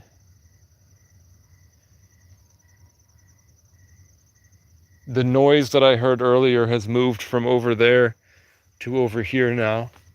Same noise, so it might be deer, but it's just not, it's way too big to be a deer. Unless the sound they make at night is different than the sound they make during the day. It might be a bear. It just sounds really large. It's just a large exhale, but it's not a cough. Like, I've been around deer for a long time. It doesn't sound like, okay, well, that was an obvious shooting star, and it ended at the right above my head. So it came from over there above the hillside and then shot left to right above my head. And it stopped right above my head. And now the sound is being made again over there.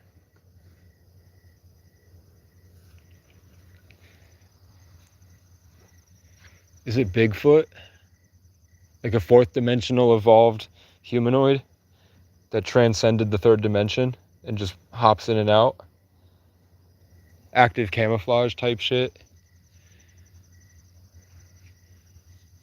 Joins our personal Minecraft servers whenever it feels like it, and then goes back to the lobby when it's done, or a separate VR chat room. And it can just phase into this. Because I don't think you have to put a lot of effort into it. Because we don't really have to put a lot of effort in like Minecraft to leave the server and join a different server. Or leave the server and then walk around your room and then go back to a different server. Because it's already pre-made. You don't have to put a lot of effort into it. I think that that's the case for these things. It's more like a game where you don't have to like will yourself into the place and like break through all the spiritual barriers. Whatever, it sounds like something's dragging something huge through the woods, but I also heard it over here, so it's not that. It's just very loud. 4 a.m. today, there's a massive meteor shower in the Pleiades. I do know way more than everyone. Sounds like a you problem. That sounds pretty incel.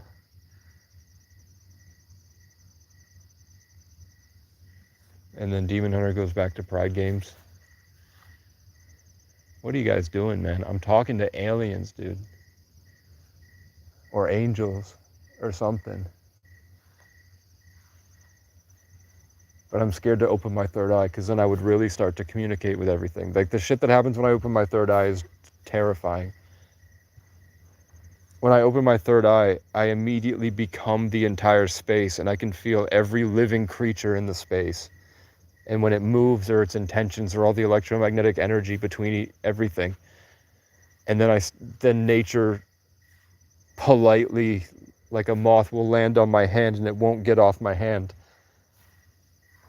And it just kind of hangs out with me for the rest of the night. Shit like that. Oh, shooting star that wham, directly down. It could be a meteor shower, but the fact that the meteors are changing directions, it would have to be hitting Earth. For the way that they say that the world is, it would have to be hitting on, it'd have to be coming in. Nope. Okay, it just proved to me it wasn't, because the UFO did the circle thing where it circles around slowly. It like reveals itself for a second and then blips. It doesn't just shoot down, but that was a shot straight down. I don't remember what I was saying, but it was directly straight down. And then another one like that to show that it's not shooting stars or meteor showers. It can change its direction. But what is it? I mean, the thing that is encouraging me to do is to give them permission to show themselves. But they don't want to do it in the sky. They want to do it like here. They want to do it like in front of me. And I don't know if I'm ready for that shit. Like I can see them, but they want permission to do more, and that seems demonic to me. Like I get cold chills and I look over and I see a humanoid shape that's like active camouflage from Halo Reach.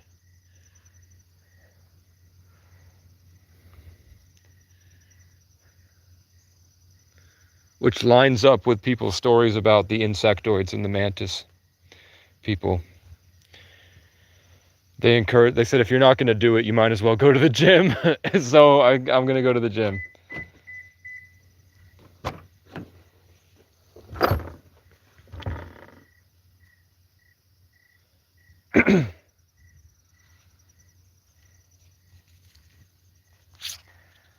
How about one last shooting star? Right to left if you are demonic. Left to right if you're not demonic. Please. With humility and respect. Can you let me know if you're the demons in the Bible? If I just saw a black shadow right there. And it was small, like short, like 4 foot, 4 foot tall. And there was a cold chill.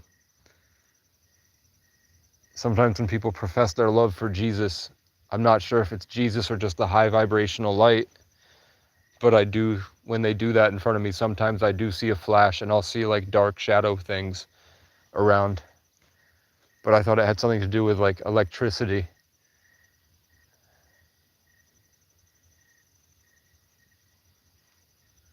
And energy.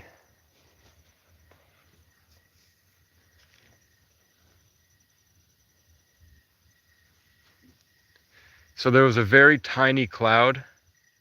I'm not sure if you can see it. There was just a very tiny cloud, and then I looked away for like 2 seconds. I came back and there's a massive fog covering the whole sky that's about to cover everything. So I won't be able to see them anyway. Literally in the span of like 10 seconds, I turn around and the entire sky is covered in fog.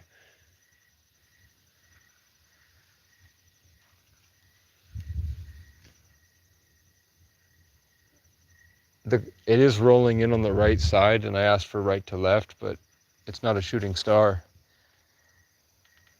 I don't know. I got a lot today. The most obvious one was, should I work on the farm? And then I got a really obvious no. I asked a question and it went straight down the middle before. I had one that shot from the trees and stopped right above my head. I had a strange plane fly directly above my head and nowhere else. And then when I was trying to think that it was a meteor shower, I saw a UFO do like a swirl like this to show that it couldn't be a shooting star. It changed direction midair.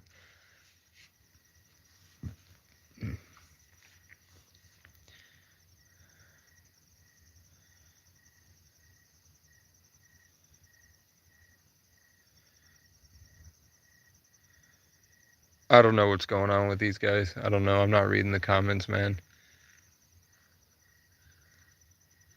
I know that when I raise my vibration, people around me devolve. I know that that's true.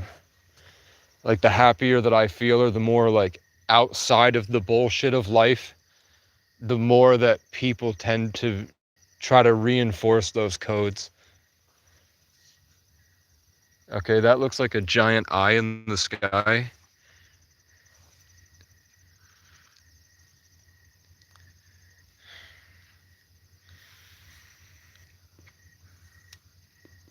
Without thinking, my arm like jolted, quickly grabbed my vape, and I hit it. I didn't even put any thought to it, and it was just so weirdly fast. Like, I just hit the vape really quickly.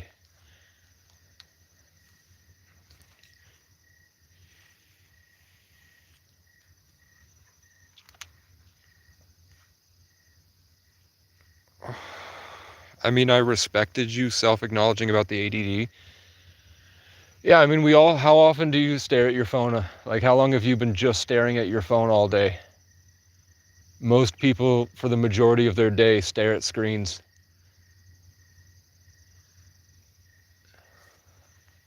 Everybody's got ADD. I've been staring at a screen for a good portion of my day, for a good portion of my life. I'm sure, and I also have damage to my eyes from the being maced and locked in a closet basically for days with mace in my eyes. Like, my eyes have not been the same since that. So I'm not even sure I have the ability to focus. But it helped me in other ways, like Daredevil. Like, I wasn't able to perceive the world around me the way that I do now without that.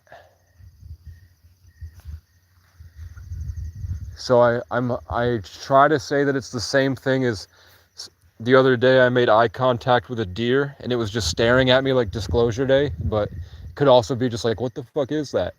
But when we started connecting with the energy, a massive tree just whoosh fell over immediately and scared it away. And I thought, in my mind, I was like, it's probably trying to keep us disconnected because of something with hunters. Like, if the deer starts to trust me, it's going to be kind of calmer around other people that want to kill it. It might lose its instinct. So it scared, something knocked a massive tree over and scared the deer away when we were staring at each other for like 5 minutes. And then I started to like really empathize with it spiritually. And then as soon as I did, and I felt like we got somewhere, like a full connection, then the massive tree, boom, immediately, just boom, scared it away.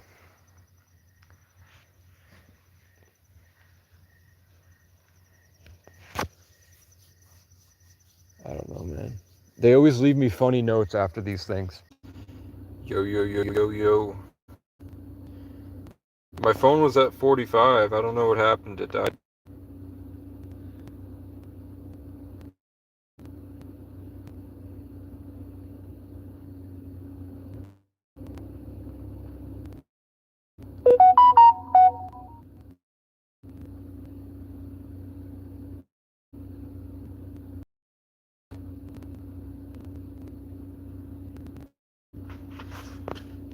What's going on, man?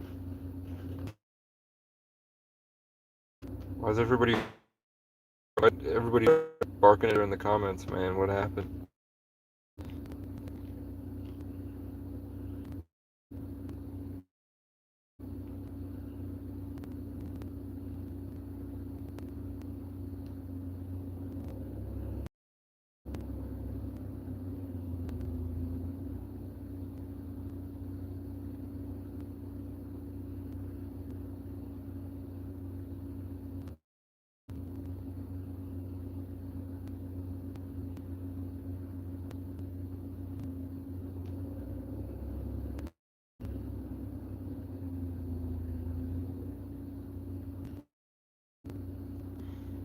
like their personalities change so often, and the way that their personalities change is the way that, like, I'm reading the tone of these comments,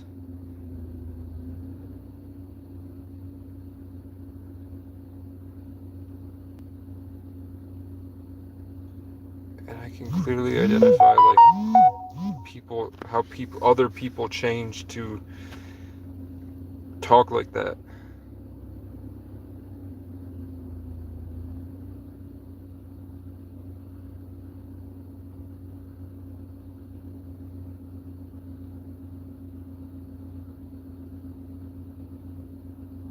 Carl, bro.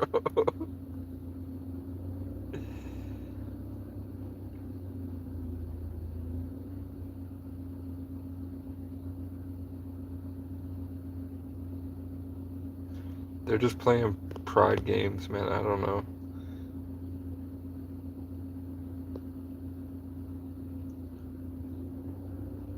Crazy shit, bro. Your cat just had an asthma attack?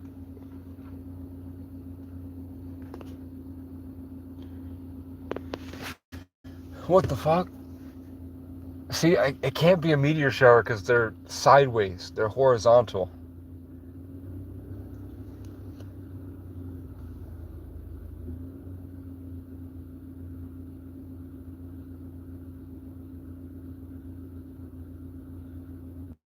Who's that person that tried to tell me that Demon Hunter was in a cult and they were stealing my energy?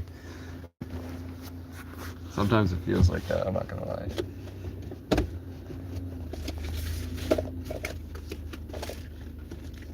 Alright.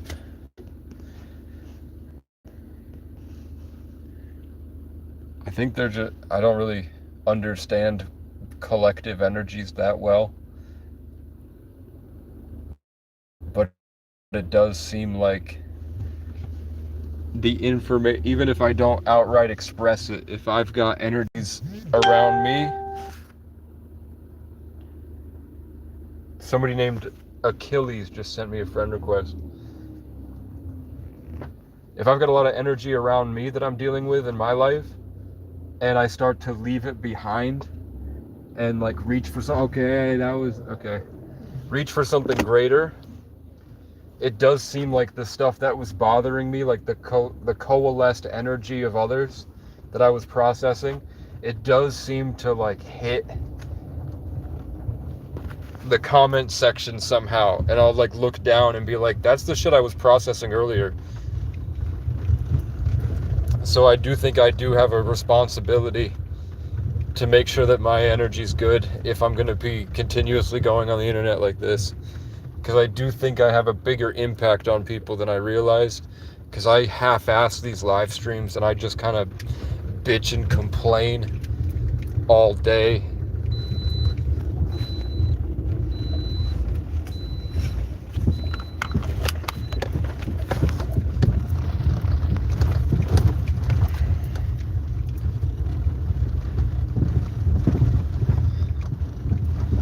Think of a cult siphoning from you?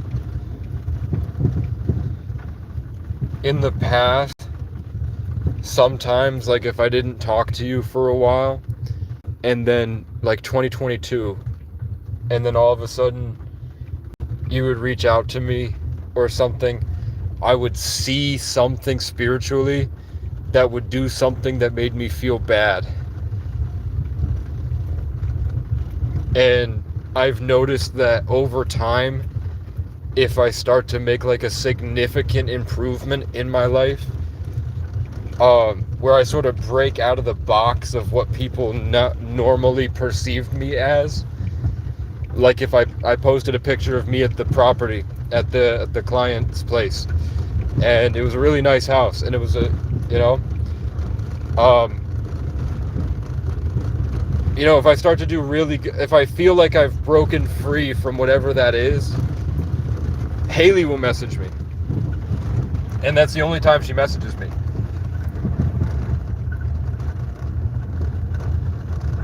Is when I feel like I'm free. And then I'll feel like I'm being consumed again, and like the freedom is going away.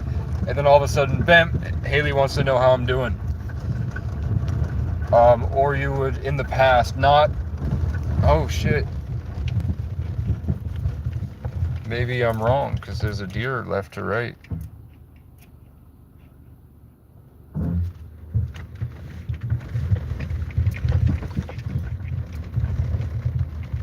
Run, bitch.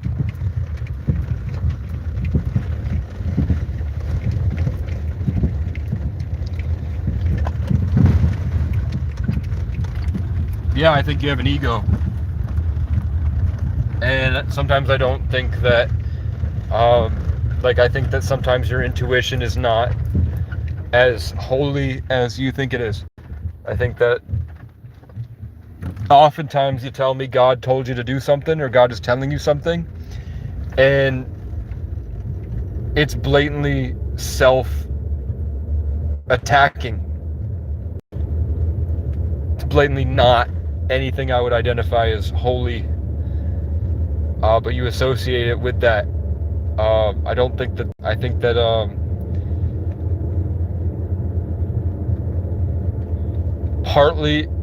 partly could be Brian. There's something there that seems bad, and sometimes I think that it would consume you, and then you would do things like, I don't know, rampage on the internet, or you're constantly changing it. The thing about narcissists, I'm just gonna tell you,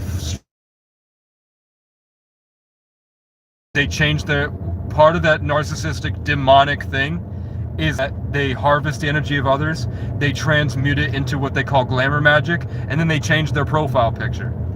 So if you look at people that are constantly changing, they try, one, she'll try to tear me down, constantly change their profile picture, that's a demon. I'm gonna say it flat out. I don't have all the answers, you know, but I can identify that I know for a fact that everybody that I've gotten a bad demonic vibe from, once they do the attack on me, and I say that they go psychotic, you know what I'm saying? Like, they go crazy. When people try to steal my energy, and I don't think they even are fully aware they're doing it, when they do that, they go on these like psychotic trips all the time. Hey, right to left. That's and then right off. But I'm onto something here.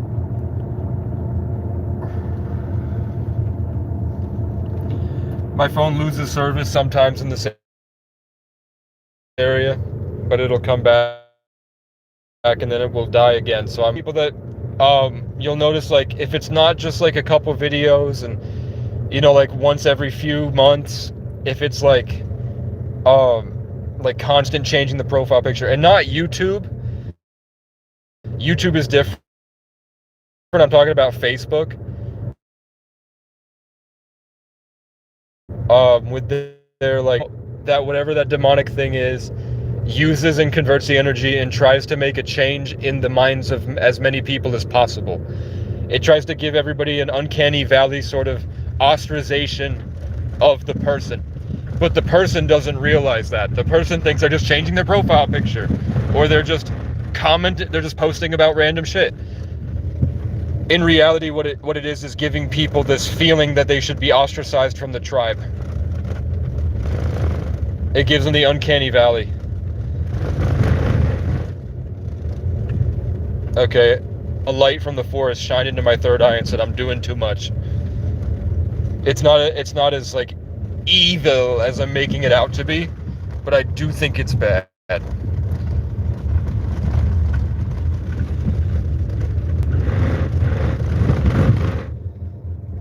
You went through a shit ton of spiritual attacks in 2022 to 2025. You had an awakening, and I'm here to say it's karma of some kind.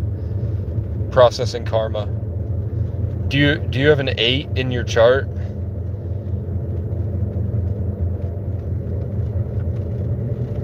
Are you an 8? I forget what you are. Are you're an Aries?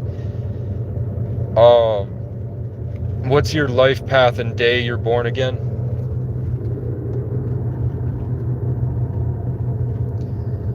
What up, Kool-Aid? I'm going to the gym. My service is about to end. I've been asking shooting stars for questions, right to left for yes, left to right for no. I saw a bunch of UFOs. I saw a bunch of aliens of some kind. I don't exactly know what they are, but I started asking them to make noises, and they started making noises in the woods. I don't know what it is, but I know a lot of people are having these. It's not just me. It's like happening a lot, especially in Vermont. It's happening all the time. Like Disclosure Day came out. It's like, I don't know what it is, but I know that I can at the very least ask right to left for yes, left to right for no. I started with, should I go work on that farm? And then I got the biggest shooting star I've ever seen. It looked like a bright yellow light. Whoosh, right in front of me, right where I looked. Right, left to right saying no, and then I just followed that for about a half hour and shit got pretty weird. You're a 19 day, that's the secret 11. It's a karmic debt number. It's not really a karmic debt number. It's just it's an Aries, it's Aries Sagittarius. Aries is 1 and Sagittarius is 9. And you're an Aries Sun, Sagittarius Moon. So 1-9.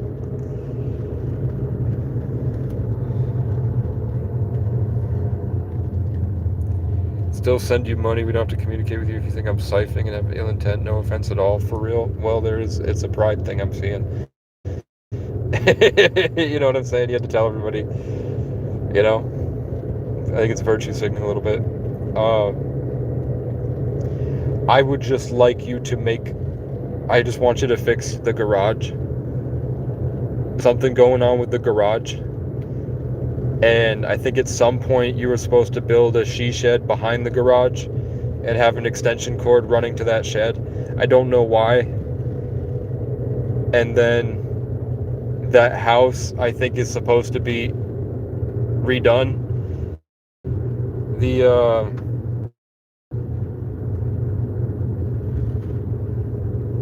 What?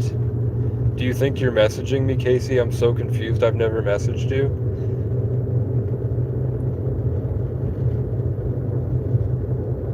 What are you talking about, Haley? Did somebody... No, there are trolls that make fake accounts that are like Casey Orion 1133 or Casey O'Brien 11333. If you're getting a DM from me, it's not me.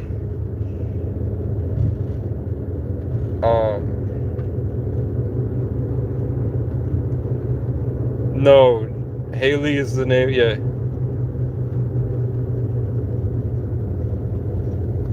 Yeah, it's a different Haley. Different Haley I'm talking about. But to add to the fact that the names always the names. But I was saying just that something about relationships in general.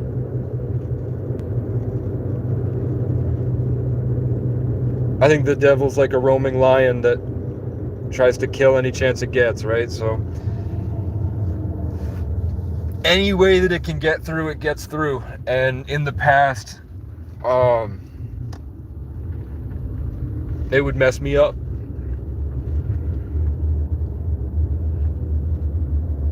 Something about Demon Hunter sometimes really fucks me up spiritually. And I don't know what it is, but I was just so grateful for what they did in my life that I want to help.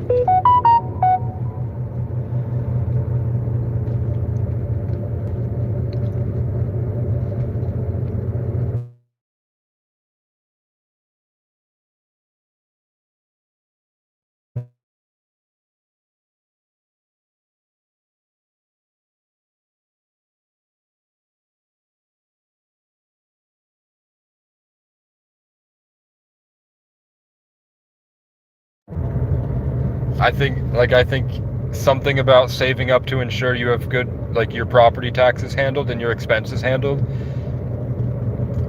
in abundance, so that when you have more than you need to take a 6-month break, I think Brian should take like a 3 maybe a 3-month break from work and just kind of sit around and build a gym there.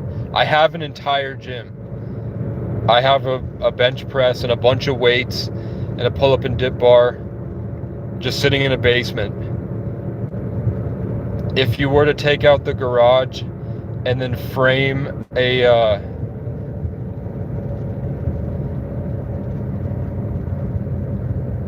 like a 20 by 20 shed frame, where it's just like a shed with it's just framing, plywood, and siding, and a roof. You know, it doesn't have to be drywalled or anything, just a space, and then only put the gym in that, and then have a little workshop space in the right corner when you walk in. On the right corner on the left back is the gym space, so that, you know, and that stays clean. You don't put anything in that. It's just it's an open, clean space with just a gym and just a workstation. I think that would be really important.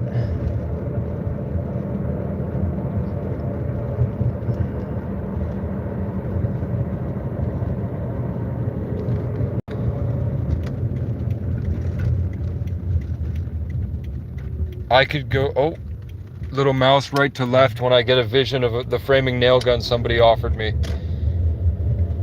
I have to go to, I think it's called Enosburg. It's pretty far away. But somewhere in Enosburg, a guy gave me, I know kind of how to find his address. He offered me a framing nail gun for free. And then another guy offered me, which is actually pretty close to Enosburg. It's like 45 minutes closer to New Hampshire, in some random town. Like by some random lake. There's a guy there that offered me the air compressor for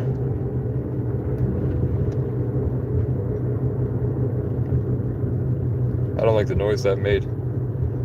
The air compressor for the framing nail gun. And then I could do like a YouTube, I could just live stream, and I gotta get a girlfriend, man. I think my life would go a lot easier if I had a travel companion. And there is a girl I think is really cool that likes mushrooms, and in college she wouldn't go to the parties.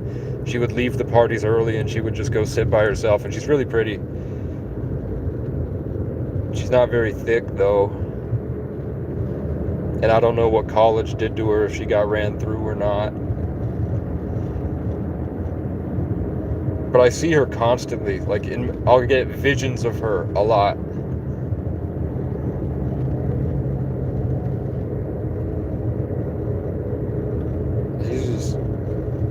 I think she's really pretty. I just worry that it might not be great, and then I don't want to feel like I'm stuck in something. Like, as soon as I have a girlfriend, the Casey character you know and love is gone, because I'll be focused and I'll have control over my emotions, and I won't be alone.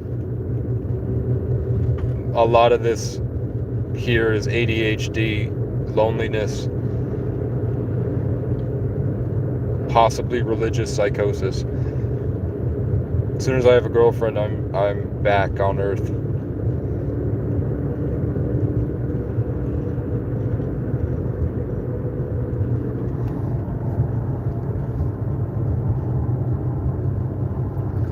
And I'm not even sure if she'd like being around me at this point. Maybe like 20-year-old me, yeah, for sure.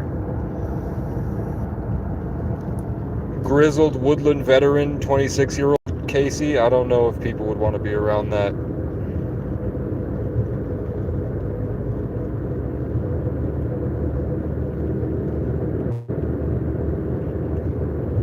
I'm pretty boring.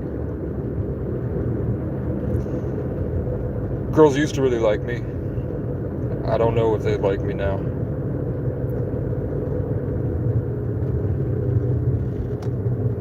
I was waiting until I had enough money in my pocket to be comfortable, and the car was fixed and clean, and I looked somewhere I felt happy and confident with, and then I had some type of dog to make things less boring to be around me, because there's a dog to do activities with and to look at and be like, oh, it's a dog, look, he's running. I think that would be enough to have a life somebody would want to be a part of. And then the plan would be to reach out to people and invite them to hang out with me and have a beer by the river and shit. Now in the Casey psychotic journey, I think the only people that would want to be a part of it, I would grow to not really like their company, because as I would get healthier, I wouldn't want to be where I am right now. But they liked where I was right now. So then I would slowly disappoint them as I became a normal person, like a college frat kid.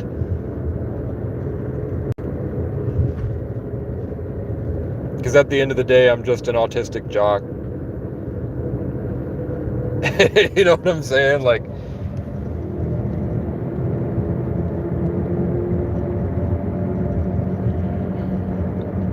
I'm a real one, though. I am a real one.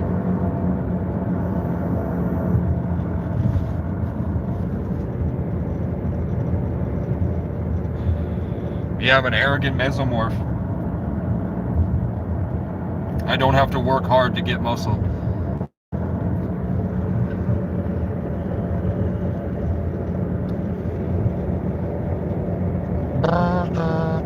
But I'm not white.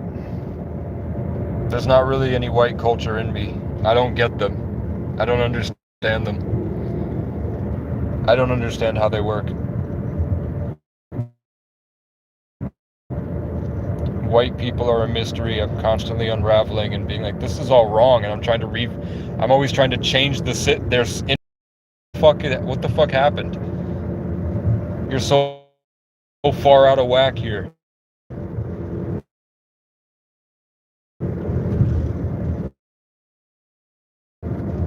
What I don't understand is I don't have the black somehow, even though like they don't, even like people all the way in Africa, they have like mannerisms and a culture that they've developed, and they have like a style, and the way they move is very similar.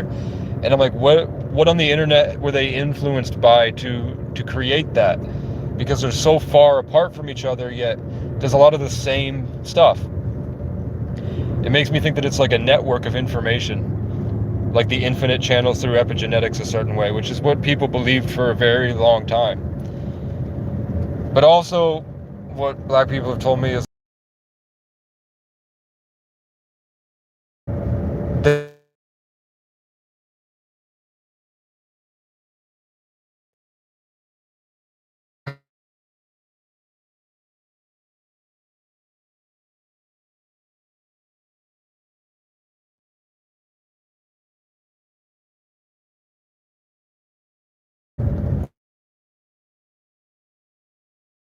like that guy is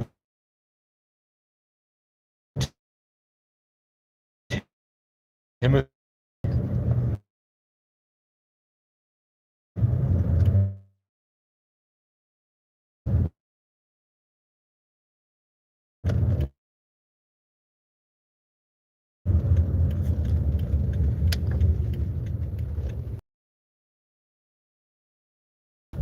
And that's like a big thing.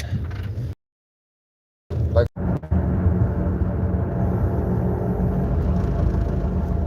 which is why the torture they went through and the police brutalities and all that shit that white people, I see them do to them, and I see how they respond to it, because I know they have a greater emotional experience, so I know what they do.